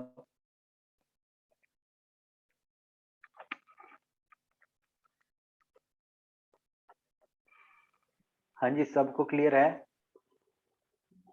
हेलो। हाँ सर। हाँ जी शुभम। सर जो दो ऐसे होते हैं सर, उसमें से हम एक एनेक्डोट और दूसरा कोट से स्टार्ट कर सकते हैं, दोनों एनेक्डोट से चलेगा हाँ सर? हाँ हाँ, कैसे कैसे भी कर सकते हो, जरूरी नहीं है कि दोनों में आप एनेक्डोट लगाओ या दोनों में कोट लगाओ, आपको जैसा ठीक लगे वैसे आप शुरू कर सकते हो, ठीक है। कोई ऐसा हार्ड एंड फास्ट रूल नहीं है कि पहला ऐसे शुरू किया है तो दूसरा भी ऐसे ही शुरू करना पड़ेगा, ठीक है। ठीक है सर, आप एनेक्डोट एक दो बताइए सर, मतलब टॉपिक वाइज हाँ तो जी, एक दो। एनेक्डोट की अभी बात करते हैं जब टॉपिक डिस्कस करेंगे, ठीक है। ठीक है sir, thank you sir. Good evening sir. Good evening. Sir कई बार ऐसे होता है सर, ऐसे जैसे सर अभी आपने प्रोटोटाइप ऐसे का बताया सर, जैसे हिंदू के एडिटोरियल्स होते हैं सर, इंडियन हाँ एक्सप्रेस के एडिटोरियल्स होते हैं सर, उसमें कई बार हम देखते हैं जो सर आर्टिकल्स हैं वो सेम ही डायमेंशन पे ड्वेल करते हैं, हाँ जी हाँ जी। मतलब वो उसी को ही सर डेप्थ में एनालिसिस करते हैं सर, एक ही किसी सिंगल आइडिया को। हम्म। लेकिन सर कई बार बोला भी ये भी जाता है कि नहीं भाई ऐसे जो है वो डाइवर्स होना चाहिए, वो बिल्कुल मतलब बिल्कुल, देखो बहुत सारे आप एक, एस्पेक्ट्स को टच करे। जी जी जी, जैसे आप अगर ऐसे में जाओगे ना, जो आप कह रहे हो ना डेप्थ में जो ड्वेल करते हैं, सर सर देखो एडिटोरियल्स का अपना एक मोटिव होता है ना, जो लिखने वाला होता है उसका एक अपना खुद का मोटिव है वहां पे। मैंने एडिटोरियल को आपको प्रोटोटाइप इसलिए रिकमेंड किया है, सपोज आप कभी, मैं ये तो नहीं कहता कि पॉलिटिकली आर्टिकल पढ़ो आप जो पॉलिटिक्स से रिलेटेड है या कोई साइंस से रिलेटेड है, वो आपको डेप्थ में लेके जाएंगे, या जैसे कोई बिल है, सपोज सिटीजनशिप अमेंडमेंट बिल है, उसके ऊपर कोई एडिटोरियल आया तो ऑब्वियसली वो आपको डेप्थ में समझाएगा चीजों को, है ना, क्योंकि वो समझाने की चीज है। बट आप कभी इन्वायरमेंट रिलेटेड एडिटोरियल पढ़ के देखना, वो आपको डाइवर्स ओपिनियन ही बताएगा कि इस चीज में ये, इस चीज में ये, लेकिन एडिटोरियल का अपना खुद का एक मोटिव होता है। तो अगर वो डेप्थ में, आपको डेप्थ में नहीं जाना है एक एस्पेक्ट की, आपको ऐसे डाइवर्स ही रखना है, ठीक है। ऐसे में हमेशा आपको कुछ अप्रोचेज होती हैं, जैसे पेस्टल अप्रोच, ठीक है, पेस्टल अप्रोच आपको फॉलो करनी होती है। सपोज आपके पास कंटेंट नहीं, आपको समझ नहीं आ रहा कैसे हम चालू करें, तो पेस्टल में क्या है, पहले उस टॉपिक से रिलेटेड आप पॉलिटिकल ओपिनियन दो कि पॉलिटिक्स को कैसे इफेक्ट करता है, ठीक है। देन इकोनॉमिकल कैसे इफेक्ट करता है, सोशली कैसे इफेक्ट करता है, टेक्नोलॉजिकली कैसे इफेक्ट करता है, लीगल मैनर में कैसे है, एंड इन्वायरमेंटली कैसे इफेक्ट करता है, ठीक है।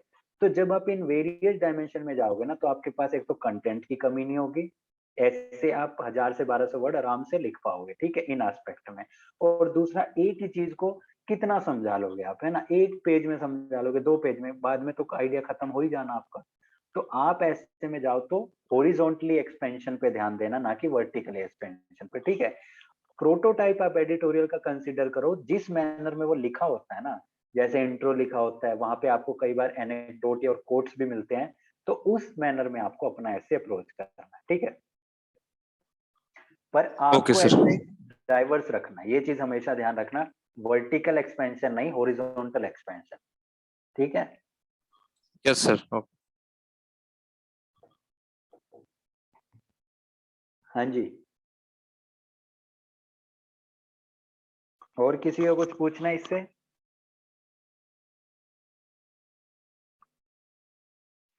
चलिए फिर एक आधे सोशल प्रॉब्लम्स हम देखते हैं, डिस्कस करते हैं, अगर उन पे आपका ऐसे आता है तो कैसे आपको अप्रोच करना है, ठीक है।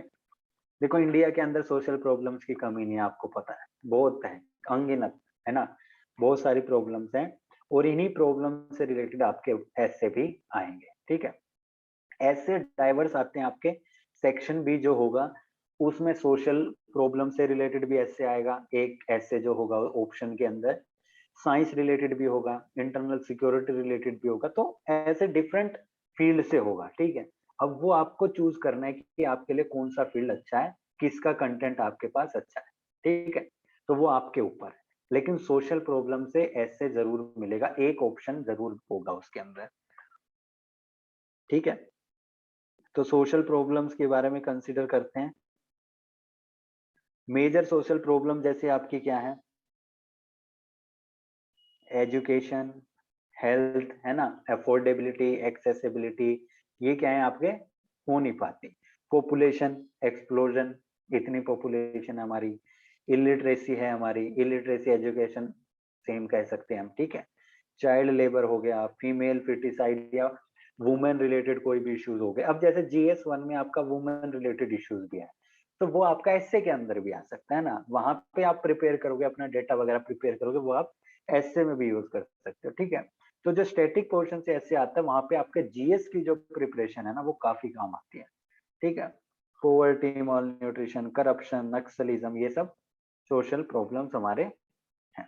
सपोज करप्शन पे ही ऐसे आ जाता है आपका, ठीक है, करप्शन पे ही ऐसे आ जाता है, तो एक तो इसके कोट्स आपके पास होने चाहिए, ठीक है। 2-3 कोट्स आप हर टॉपिक से रिलेटेड लिखने होंगे आपको, ठीक है। 20 से 25 टॉपिक्स होते हैं मोटे मोटे, जैसे एजुकेशन, हेल्थ, करप्शन, पोवर्टी, ये नक्सलिज्म, टेररिज्म, है ना, female related issues, women related issues, या कास्ट रिलेटेड इश्यूज जो होते हैं, डेप्राइव्ड सेक्शन जो होते हैं, religion related issues, regional related issues, ठीक है, पॉलिटिकल इश्यूज जो होते हैं, फेडरलिज्म और ये सब। तो इनसे रिलेटेड कोट्स आपके पास होने चाहिए, ठीक है। एक बुकलेट मैं भी आपको ग्रुप पे सेंड कर दूंगा, या आप डाउनलोड भी कर सकते हैं गूगल से, आपको कोट्स की बुकलेट वगैरह मिल जाएंगे, या इंडियन एक्सप्रेस जो पेपर आता है, इंडियन एक्सप्रेस में एडिटोरियल वाले पेज के ऊपर राइट कॉर्नर में हर रोज एक कोट आता है, ठीक है, किसी फेमस पर्सनैलिटी का। तो आप वो रोज की रोज नोट डाउन कर सकते हैं, आपको कोट पढ़ के समझ आ जाएगा कि किस टॉपिक से रिलेटेड ये है, ठीक है। देन जैसे करप्शन से स्वामीनाथन का कोट यूज कर सकते हो, corruption free government is not a necessary condition for rapid economic development, if the corporate and institution work and uncertainty is checked, progress is possible, ठीक है, प्रोग्रेस इज पॉसिबल, ठीक है। तो ये क्या कहना चाह रहे हैं, जो अनसर्टेनिटी होती है ना कॉर्पोरेट और इंस्टीट्यूशंस के कामों में, अगर आप उसको भी चेक कर पाओगे तो प्रोग्रेस हो जाएगी। आप पूरा का पूरा अगर नहीं खत्म कर पा रहे हो, करप्शन को पूरा नहीं एलिमिनेट कर पा रहे हो, तो एटलीस्ट उसके ऊपर एक मॉनिटरिंग सिस्टम हो कि जितना भी हो सके आप उसको चेक में रख सको। अगर थोड़ा सा भी आप ट्राई करोगे तो प्रोग्रेस आपकी दिख जाएगी वहां पे, ठीक है। जरूरी है कि पूरी फ्री हो, आपकी प्रोग्रेस वहां पे दिख जाएगी अगर थोड़ा सा भी चेक आप रखोगे।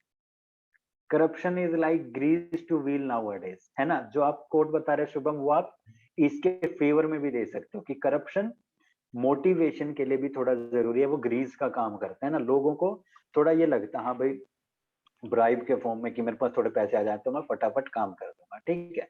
तो यस सर। ऊपर उसने एम्प्लॉय ने ये कमेंट किया है कि it is like a grease, but आपको अपने ओपिनियन रखने हैं, ठीक है।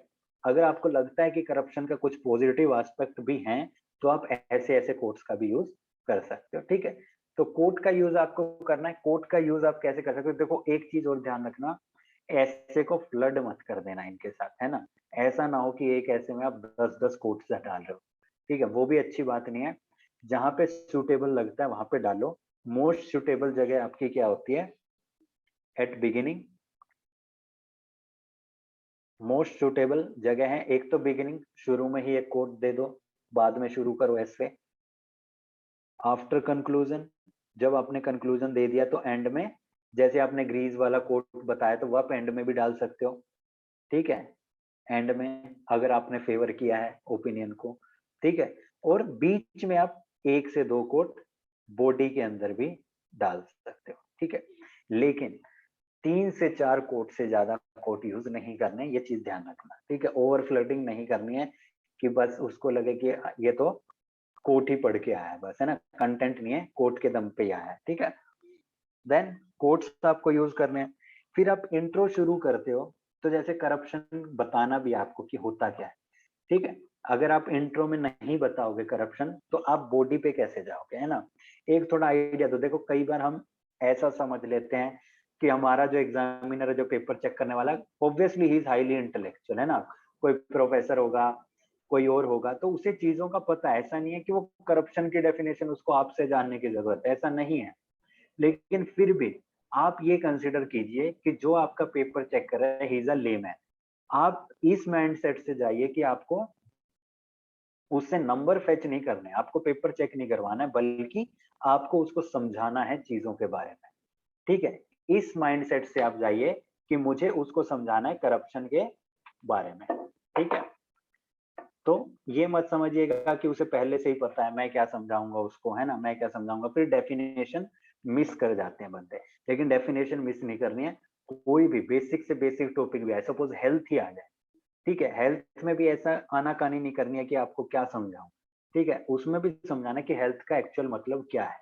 Health is not just the bodily wellbeing, है ना, it is also mental and social wellbeing.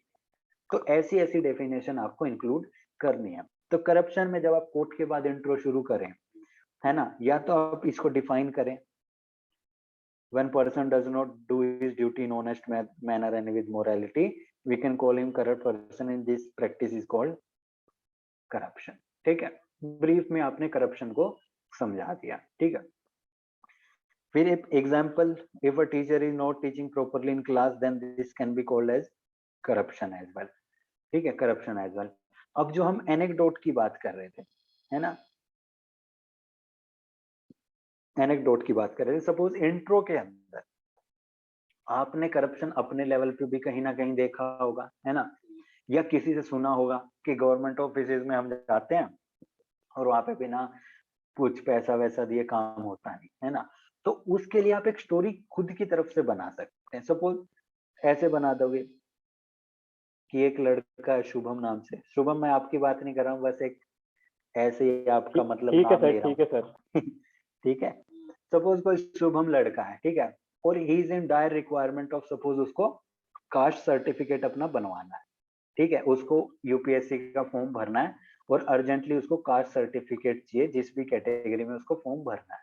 ठीक है, देन वो क्या करता है, गवर्नमेंट ऑफिस में जाता है, जो डीसी ऑफिस में ये सब काम होते हैं, डोमिसाइल और ये कास्ट सर्टिफिकेट वगैरह, गवर्नमेंट ऑफिस में जाता है कि आज द एम्प्लॉय की मेरा कास्ट सर्टिफिकेट बनवाओ, सारे जो डॉक्यूमेंट वगैरह रिक्वायर्ड वो पेश करता है। ठीक है, then the employ asks him, या एम्प्लॉय ऐसा कहता है कि ये सरकारी दफ्तर है जनाब, यहाँ पे काम ऐसा नहीं होता, कुछ लेना देना पड़ता है ना।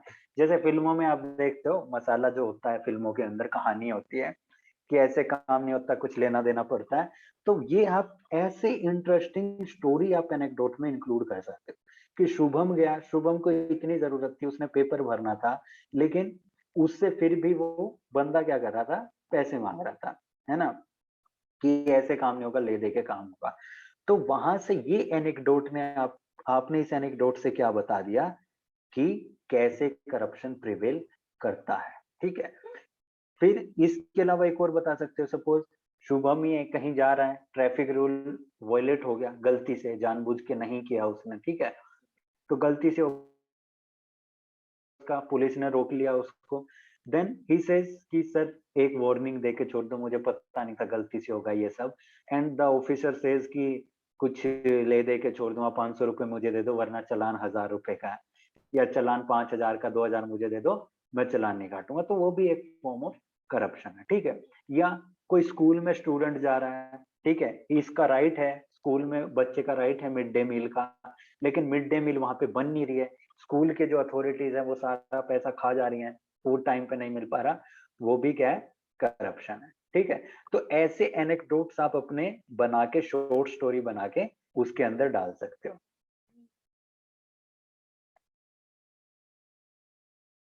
तमन्ना, actually I am not the host right now, you can ask ma'am to add Havi Joshi. If she is there listening to us, you can ask her. ठीक है, तो एनेक्डोट का मतलब है शॉर्ट स्टोरी, और शॉर्ट स्टोरी का सबसे सही तरीका मैं आपको बताऊं, सैटरडे का जो एडिशन आता है ना आपका द हिंदू का, सैटरडे का जो एडिशन आता है, जनरली रोज 2 पेज एडिटोरियल के आते हैं। सैटरडे वाले दिन एक ही पेज एडिटोरियल का आता है, एक पेज पे स्टोरी आती है। ठीक है, कोई भी करंट इश्यू चल रहा होगा तो उसकी स्टोरी आएगी।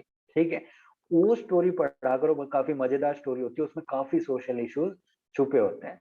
उनसे आप स्टोरी निकाल सकते हो, रियल इंसिडेंट भी आप निकाल सकते हो। रियल इंसिडेंट की इंपॉर्टेंस कुछ अलग ही होती है, ठीक है। खुद से भी बना के आप एनेक्डोट डाल सकते हो, और आपके पास रियल लाइफ इंसिडेंट है तो उस जैसी तो बात ही नहीं है, ठीक है, उस जैसी बात ही नहीं। जैसे क्लाइमेट इश्यू पे ही आपके पास अगर ऐसे आता है, तो अभी COP26 में तुवालू जो स्टेट है पैसिफिक ओशन में कंट्री है, उनके पीएम ने अपनी स्पीच पानी के अंदर 2 फीट अंदर खड़े होके, पानी के, ठीक है। वो एक सिंबल था उनकी तरफ से कि भाई क्लाइमेट चेंज हो सकता है, यूएस से यूरोप को इतना अफेक्ट ना करे, बट तुवालू जैसे जो स्मॉल कंट्रीज हैं जो ओशन के अंदर हैं, अगर ओशन लेवल 1 मिलीमीटर 1 सेंटीमीटर भी राइज होगा तो तुवालू जैसे जो कंट्री है उनके डूबने की नौबत आ जाएगी। तो उसको दर्शाने के लिए, क्लाइमेट इंपोर्टेंस को दर्शाने के लिए उन्होंने अपना स्पीच पानी में खड़े रह के दी, ठीक है। तो ये एक एनेक्डोट आप क्लाइमेट इशू में यूज कर सकते हो, ठीक है। तो एनेक्डोट आप खुद से भी बना सकते हो, देन आप इसके साथ भी जा सकते हो।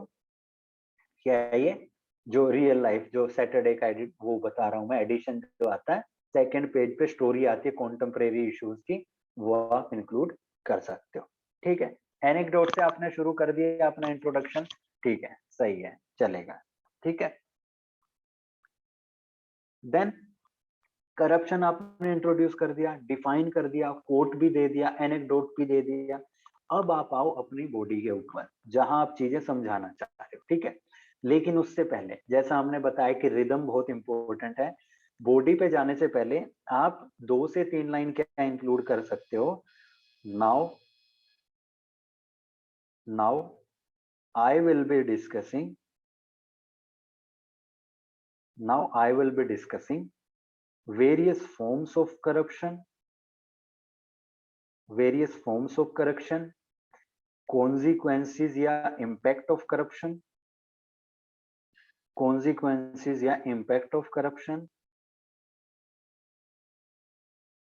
and way forward to deal with corruption, ठीक है। आपने ये लाइन लिख दी तो आपने उसको एक वे दे दिया, रास्ता दे दिया कि अब इस रास्ते पे चलना है। मेरी इंट्रो पूरी हो चुकी है, अब मैं इन चीजों को आपको समझाने वाला हूँ, ठीक है, इन चीजों को समझाने वाला हूँ। फिर आप डिफरेंट डायमेंशन में जा सकते हैं, जैसे कैटेगरीज ऑफ करप्शन में जा सकते हैं, कैटेगरी समझा सकते हैं, जैसे ट्रिवियल वर्सेस ग्रैंड। ट्रिवियल क्या होता है, छोटा मोटा करप्शन, ठीक है। जैसे किसी बच्चे ने घर से कोई चीज चोरी कर ली, 100 रुपए चोरी कर लिया, वो क्या है, करप्शन, ठीक है। या घर पे ही 2 भाई होते हैं, भाई बहन होते हैं, कोई काम कह रहा है भाई, तो छोटा भाई क्या कह रहा है कि मुझे 10 रुपए दे तभी मैं वो काम करूंगा, ठीक है। हालांकि हो सकता है उसको वो काम करना हो, लेकिन वो 10 रुपए मांग रहे, तो ये क्या है, छोटे मोटे करप्शन, ठीक है, पेटी या ट्रिवियल करप्शन जिनको कहते हैं। ग्रैंड करप्शन जो बड़े लेवल पे होते हैं, जैसे 2G स्कैम हो गया, ठीक है, कॉमनवेल्थ गेम स्कैंडल हो गया, तो ये क्या है, ग्रैंड करप्शन, ठीक है। तो अब इसमें क्या है, आपने 2 पैराग्राफ इनसे रिलेटेड लिख दिया, आपका मैटर सही चल गया है ना। अगर आप ये कैटेगरी नहीं बता रहे हो, सिर्फ करप्शन को बताई जा रहे हो, तो आपका मैटर जल्दी से खत्म हो जाएगा, ठीक है। तो अब आप कैटेगरीज में क्या कर रहे हो, अपना कंटेंट इंक्रीज करने की कोशिश कर रहे हो, ठीक है। तो आपने बताया ट्रिवियल क्या है, ग्रैंड क्या है, और एक चीज ध्यान रखना, इनके साथ एग्जाम्पल जरूर देना, ठीक है। एग्जाम्पल से आपके व्यू पॉइंट जो है वो सपोर्ट होते हैं, ठीक है। ऐसे केसेस में आप खुद के एग्जाम्पल भी बना के दे सकते हैं ना ऐसे के अंदर, बस समझ आनी चाहिए कि क्या कहना क्या चाह रहे हैं। Political and business corruption, political nexus होता है कई बार कि जो मिनिस्टर्स वगैरह होते हैं अपने फैमिली मेंबर्स को वो टेंडर दे देते हैं, वो भी क्या है, एक form of corruption. Business corruption होता है जैसे कंज्यूमर्स के साथ ठगी होती है ना, बिजनेस जो रिक्वायर्ड सर्विस है वो नहीं देते हैं, या रिफंड वगैरह, जैसे अमेजोन पे आप सब शॉपिंग करते होंगे, कई बार ऐसी चीजें होती हैं कि डिलीवरी दिखाता हो चुकी है लेकिन होती नहीं है ना, तो वो भी क्या है, फॉर्म ऑफ करप्शन है। बिजनेस जीएसटी फाइल नहीं कर रहे हैं, इनकम टैक्स फाइल नहीं कर रहे हैं, वो भी क्या है, करप्शन है, ठीक है। Then chaotic and organise corruption, chaotic corruption क्या, जिसका कोई ऑर्डर नहीं है ना, बस चल रहा है। एक ऑर्गेनाइजेशन के अंदर एक क्लर्क भी पैसे ठग रहा है, एक सीईओ भी पैसे ठग रहा है, वो भी, लेकिन पता किसी को नहीं है, सब अपने अपने लेवल पर ठगे जा रहे हैं, लेकिन आइडिया किसी को नहीं है, तो वो क्या है, क्योटिक करप्शन। ऑर्गेनाइज करप्शन आपका क्या हो जाता है, पूरी ऑर्गेनाइजेशन ने ही ठान लिया है, मन में बिठा लिया कि भाई हमें तो कंज्यूमर को ठगना ही है, ठीक है। और वहां से सीईओ क्या करेगा, पूरी गाइडलाइन जारी करेगा कि भाई हर लेवल पे इतना इतना पैसा तुम्हें वो करना है, ठीक है। तो वो क्या हो जाएगा, ऑर्गेनाइज करप्शन, ठीक है। तो देखो 6 पैराग्राफ आपने सिर्फ टाइप ऑफ करप्शन पे उसको समझा दिए, ठीक है। और इनमें आप एग्जांपल्स भी दे सकते हो, ठीक है। तो वेरियस फॉर्म्स ऑफ करप्शन आपने बता दिए उसको 6 टाइप के, है ना। देन एग्जांपल सत्यम स्कैंडल, वो स्कैम, वो आपको पता ही है। देन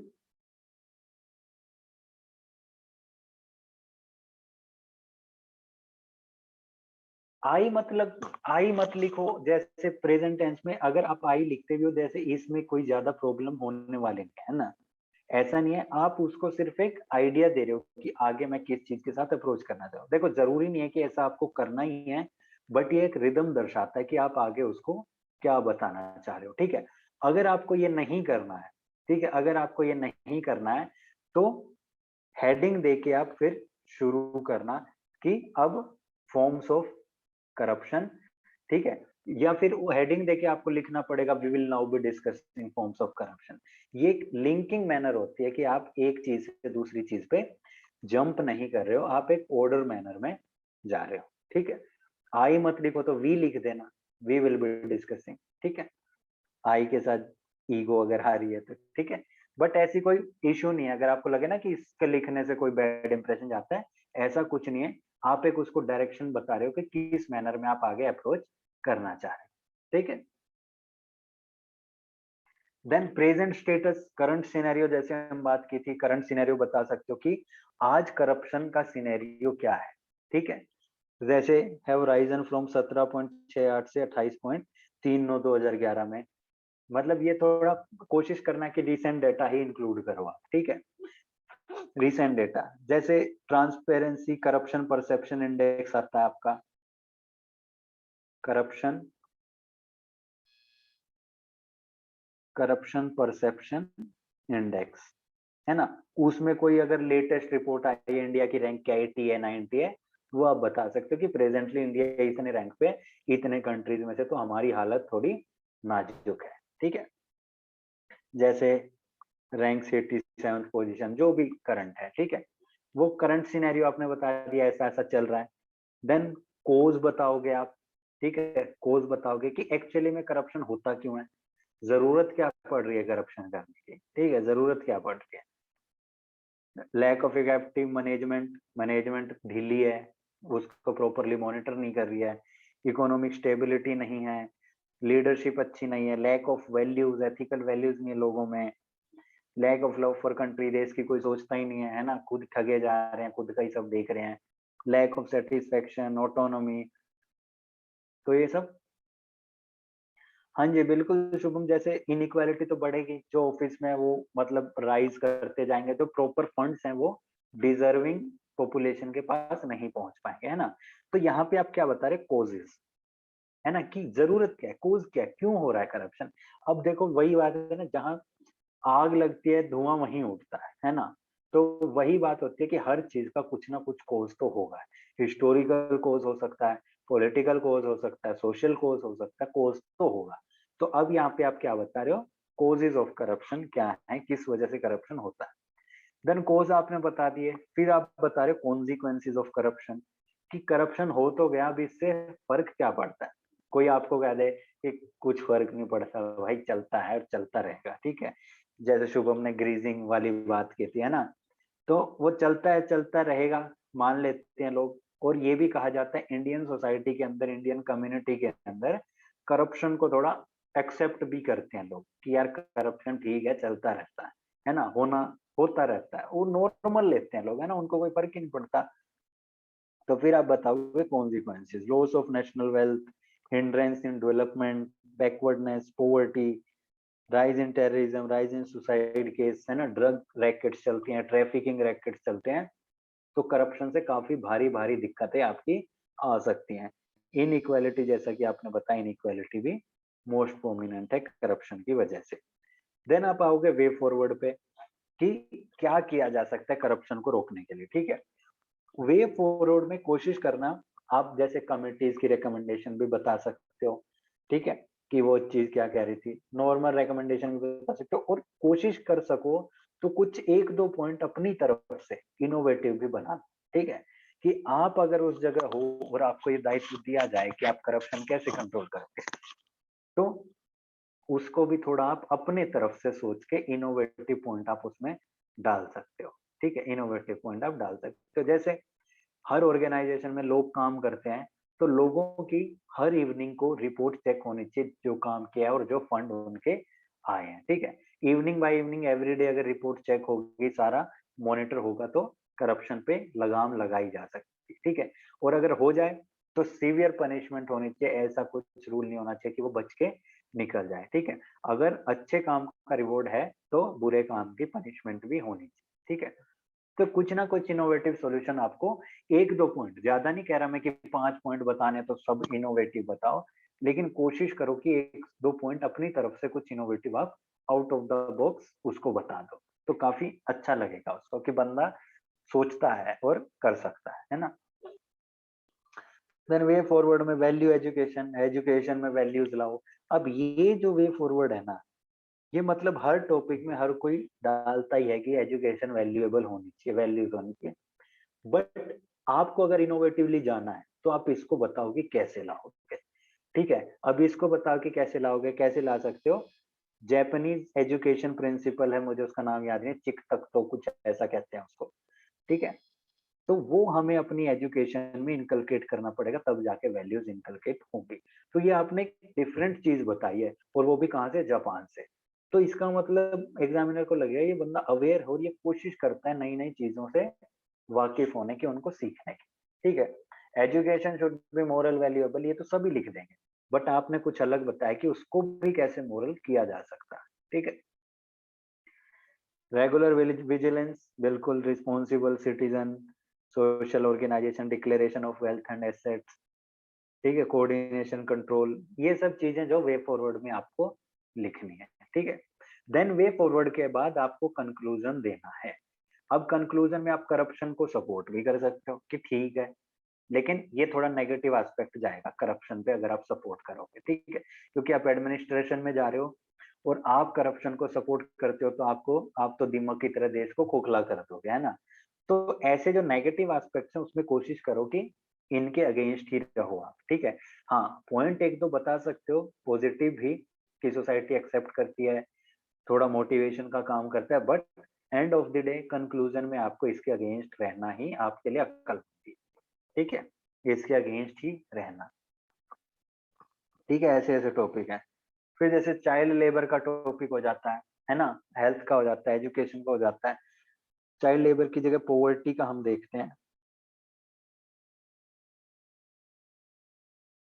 पॉवर्टी, जैसे पॉवर्टी काफी कॉमन टॉपिक है ना, पॉवर्टी आता है ऐसे में कई बार आ भी जाता है। एक ऐसे काफी फेमस आया भी था कि poverty anywhere in the world is the threat to everywhere, ठीक है, प्रोस्पेरिटी एवरीवेयर, ठीक है, पॉवर्टी कहीं भी होगी तो वो वर्ल्ड की प्रोस्पेरिटी को थ्रेट होगी, ठीक है। तो वो एक ऐसे, उसका मतलब आपको समझ आना चाहिए, कहीं भी पॉवर्टी होगी ना, देखो पॉवर्टी के अपने कॉन्सिक्वेंसेज होते हैं, अपने कॉज होते हैं, अपने कॉन्सिक्वेंसेज होते हैं, लेकिन वो कॉन्सिक्वेंसेज बहुत भारी पड़ सकते हैं, क्योंकि जिसके पास अगर खाने को कुछ भी नहीं है, तो वो कुछ भी करने को तैयार होगा अपनी उस नीड को पूरी करने के लिए, क्योंकि poverty is the worst form of punishment, है ना, और वो लोगों को बर्थ से भी मिल जाती है। तो पॉवर्टी पे काफी कॉमन रहते हैं ऐसे, जैसे यहाँ पे मदर टेरेसा का एक कोट है, being unwanted, unloved, uncared for forgotten by everybody, I think that is a much greater hunger, a much greater poverty than the person who has nothing to eat. अब इस coat को आप observe करो, कई बार वही ऐसे में, जैसे एक स्टूडेंट ने कहा भी है कि वेरियस डायमेंशन होने चाहिए, ये इस कोट से आपको पता चलेगा। ये कोट अगर आप पॉवर्टी में शुरू में लिखते हो ना, तो एग्जामिनर को लगेगा हाँ भाई बंदा कुछ अलग ही बात कह रहा है ना, सबके दिमाग में ये आएगा कि पॉवर्टी हंगर से रिलेटेड है ना, भूखमरी है वो पॉवर्टी है, जिसके पास पैसा नहीं है वो पॉवर्टी है, लेकिन वो एक नैरो अप्रोच है, जो वो उसको समझा के आएगा ना सिर्फ हंगर और पैसे की कमी को, उसको नंबर नहीं देगा एग्जामिनर, देगा थोड़े मोटे देगा। आपको सेवरल डायमेंशन में जाना है, बिल्कुल क्लियर, अगर किसी को नहीं मिल रहा है तो वो भी एक पॉवर्टी है, ठीक है। एजुकेशन नहीं मिल रही है वो भी एक पॉवर्टी है, ठीक है। कोई मतलब अफोर्ड नहीं कर पा रहा है एम्यूनिटीज, बेसिक एम्यूनिटीज, वो भी एक पॉवर्टी है। स्पिरिचुअल पॉवर्टी, कि किसी का माइंड स्टेबल ही नहीं है, मटेरियलिज्म में घुसा हुआ, वो क्या है? स्पिरिचुअल पॉवर्टी, है ना। किसी के पास इंफॉर्मेशन नहीं है, आज के डिजिटल वर्ल्ड में फोन नहीं है, इंटरनेट नहीं है, तो क्या? Digital poverty. तो पॉवर्टी के सेवरल डायमेंशन होते हैं ना, तो वो डायमेंशन में जब आप जाओगे ना, आपका ऐसे एकदम फ्लो करेगा बिल्कुल अच्छे से, और वो एग्जामिनर को इम्प्रेस भी करेगा। तो इस कोट से आपने एक डिफरेंट ओपिनियन बताया कि यार खाने की पॉवर्टी तो सबको समझ आती है, बट कुछ लोग ऐसे भी हैं जो भूले भटके टेररिज्म में मारे जा चुके हैं, जिनकी कोई केयर नहीं है, जैसे जेरियाट्रिक पॉपुलेशन, बूढ़ी पॉपुलेशन, तो वो भी एक किस्म की क्या है? पॉवर्टी। सिर्फ खाना मिलना, पैसा मिलना ही पॉवर्टी दूर नहीं करता, ठीक है।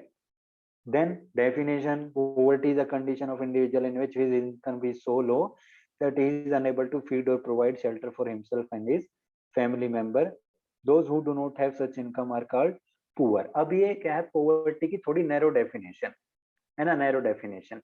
आप इसको expand भी कर सकते हो कि poverty is a condition in which an individual can be deprived of food, income, care, information, है ना।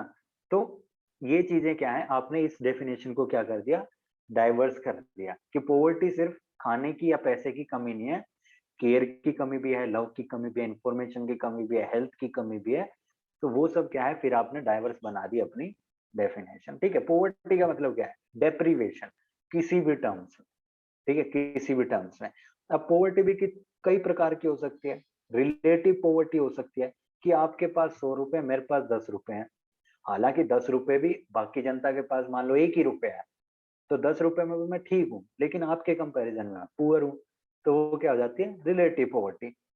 नेहरू जी ने कहा था जैसे हैप्पी पॉवर्टी, हमारे यहाँ हैप्पी पॉवर्टी है। हैप्पी पॉवर्टी मतलब लोग गरीब तो हैं, मान लिया, लेकिन हम खुश हैं फिर भी, हम मतलब रोते नहीं है गरीबी के नाम पे, तो उसको क्या कहती है? Happy poverty.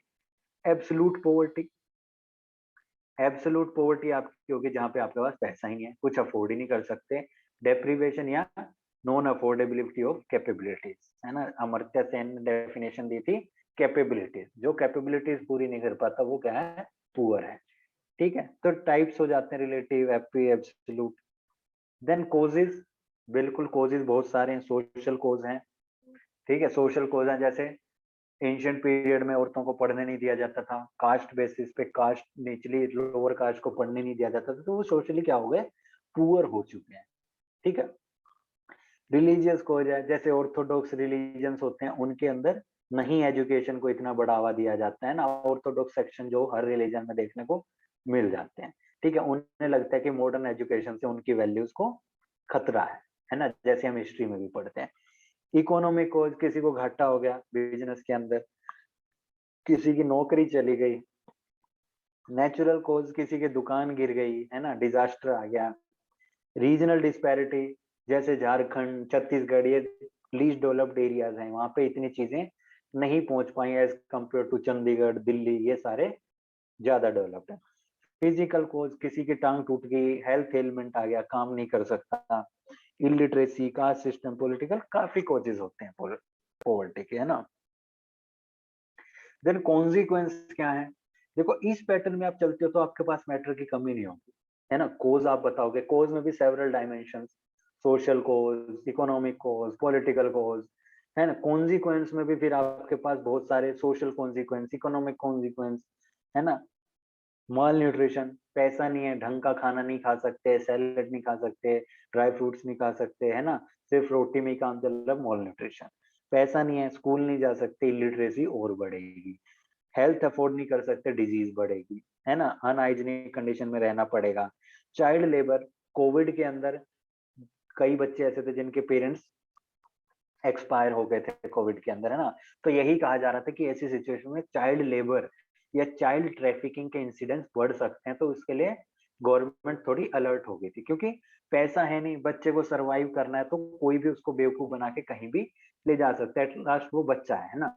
तो ऐसे इनजस्टिस टू वुमेन, वुमेन के साथ किसी ने घर से निकाल दी, डोमेस्टिक वायलेंस का एक्ट है, या डोरी के केस में उसके इन लॉज परेशान करते हैं, बाहर चले गए, क्या करेगी, है ना, वो एक तरह से पुअर हो गई।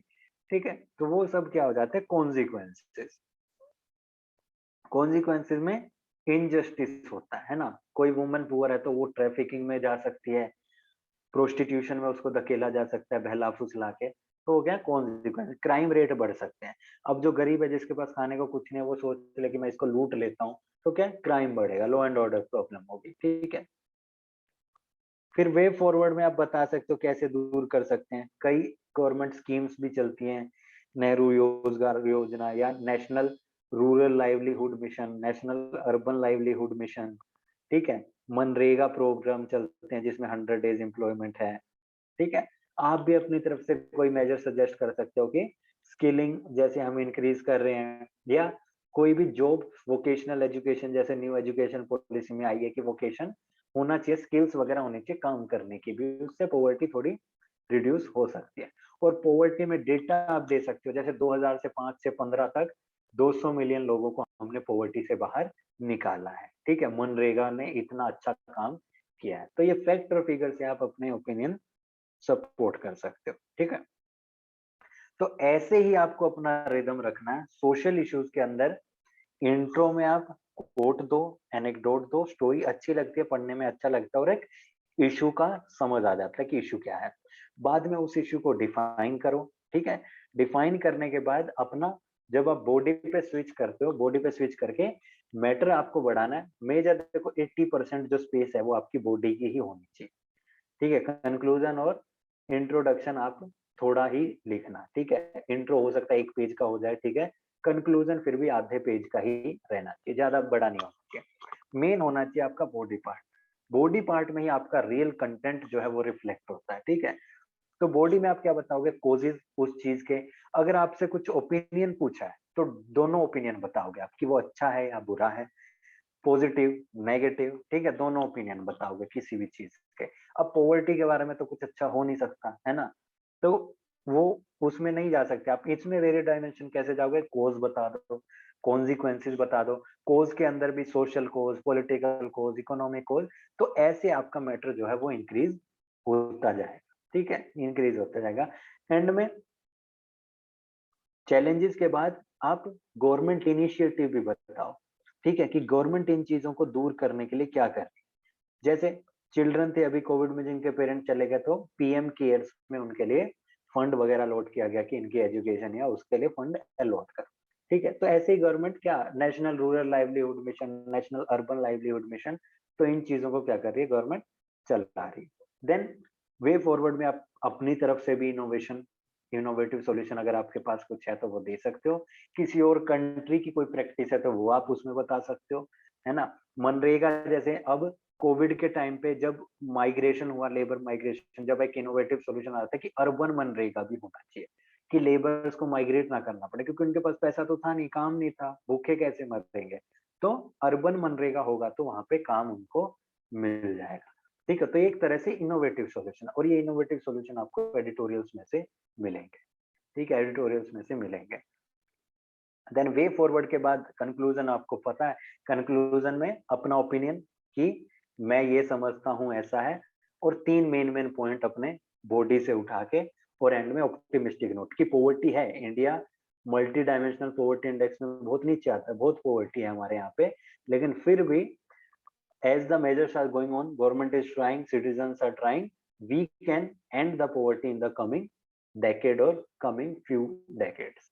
ठीक है, तो हम इसको खत्म करने में कारगर हो सकते हैं। ठीक है, तो आपको ऐसे सोशल इश्यूज को अटेम्प्ट करना है। ठीक है, is everyone clear about this कि कैसे स्ट्रक्चर होना चाहिए, कैसे हमें अटेम्प्ट करनी है चीजें। Yes sir. किसी को कोई डाउट है तो आप लोग पूछ सकते हो।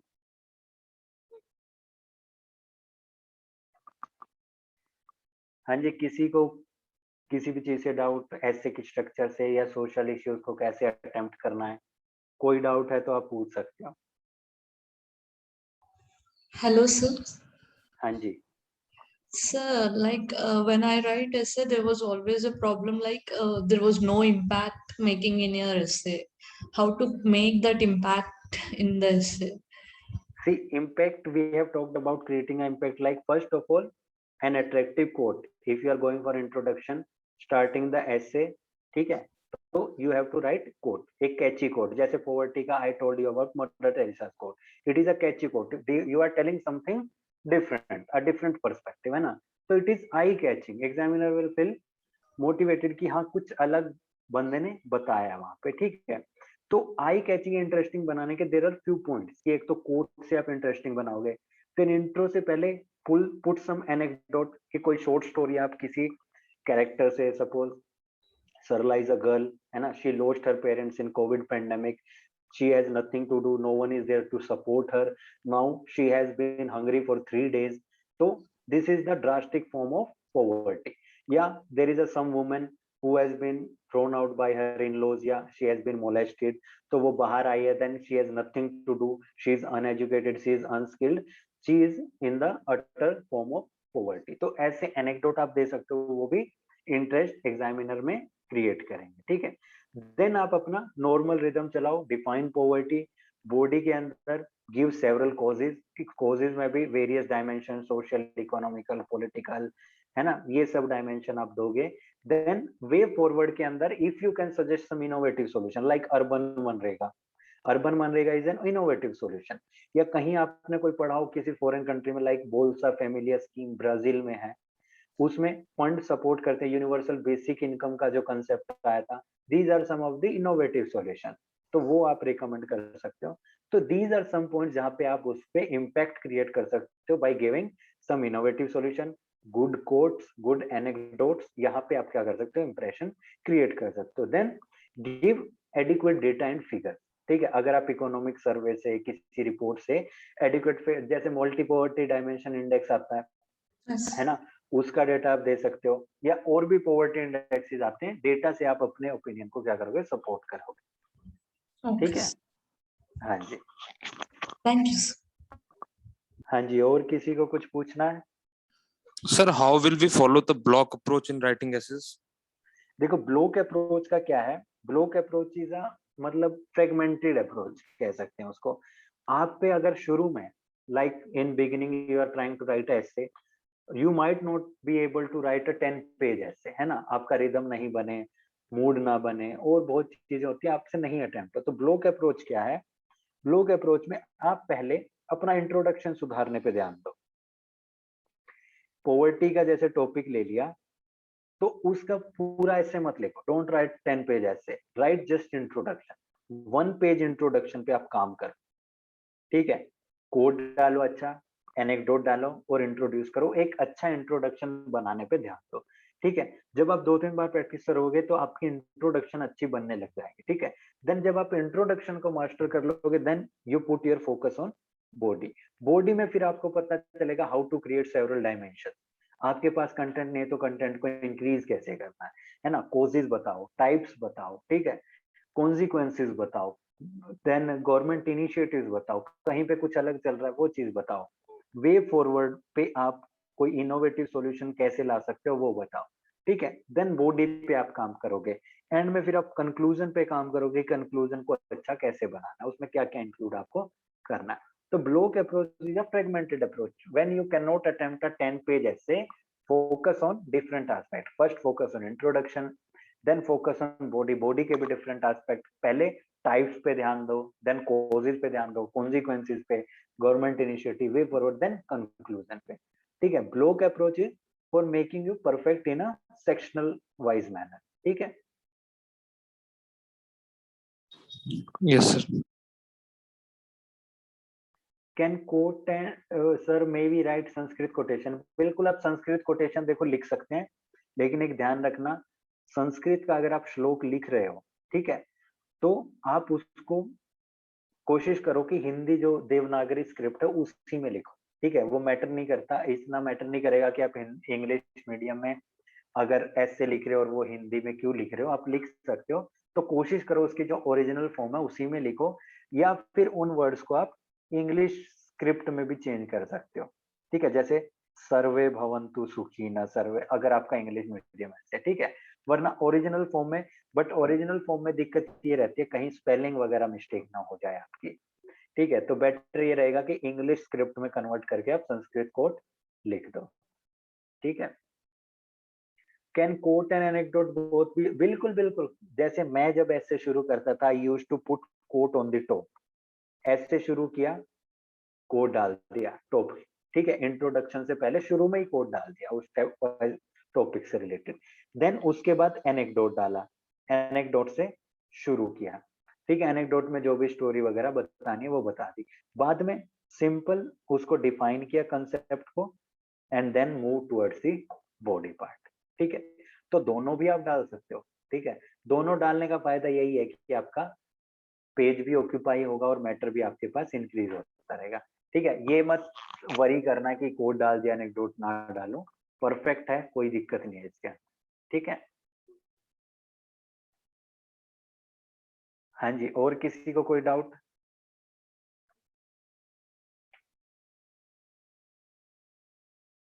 Is everyone clear about the structure of essay and how to approach in the social issue section of essay? अब देखो, चीजें आपको पता लग गया, now the practice comes in for the play, जितना प्रैक्टिस करोगे, the more you practice the more you will refine yourself, ठीक है, मोर आप पॉलिश करोगे अपने आप को, और जिस दिन आप एग्जाम में बैठोगे तो it will be a perfect चीज, कि मतलब आपको ऐसा अलग से नहीं लगेगा कि आज मैं एसे लिख रहा हूँ, you will be habitual for writing an essay, ठीक है। जो चीजें मैंने शुरू में बताई उन चीजों का ध्यान रखना, क्या चीजें ध्यान में रखनी है, क्या चीज नहीं करनी है, बुलेट पॉइंट्स नहीं लिखने हैं, प्रेजेंटेशन नहीं बनानी है, टाइम का ध्यान रखना है, रफ वर्क जरूर करना है, ठीक है। Is everyone clear? हाँ जी, बता दो जरा सबको। यस clear सर, हो यस गया? सर। चलिए, तो फिर कल हमारा जो दूसरा है एआई वगैरह, शायद साइंस रिलेटेड टॉपिक्स पे हमें डिस्कस करना है, तो टुमारो 6:30 वी विल मीट और we will discuss upon science topic. वो थोड़े इंफॉर्मेटिव एसेज होते हैं, तो उसमें आपको इंफॉर्मेशन पे थोड़ा ज्यादा ध्यान देना है, ठीक है, तो कल उसके बारे में डिस्कस करेंगे। तब तक बाय बाय, टेक केयर, कल मिलते हैं 6:30 PM, ठीक है। Thank you very much, thank you all.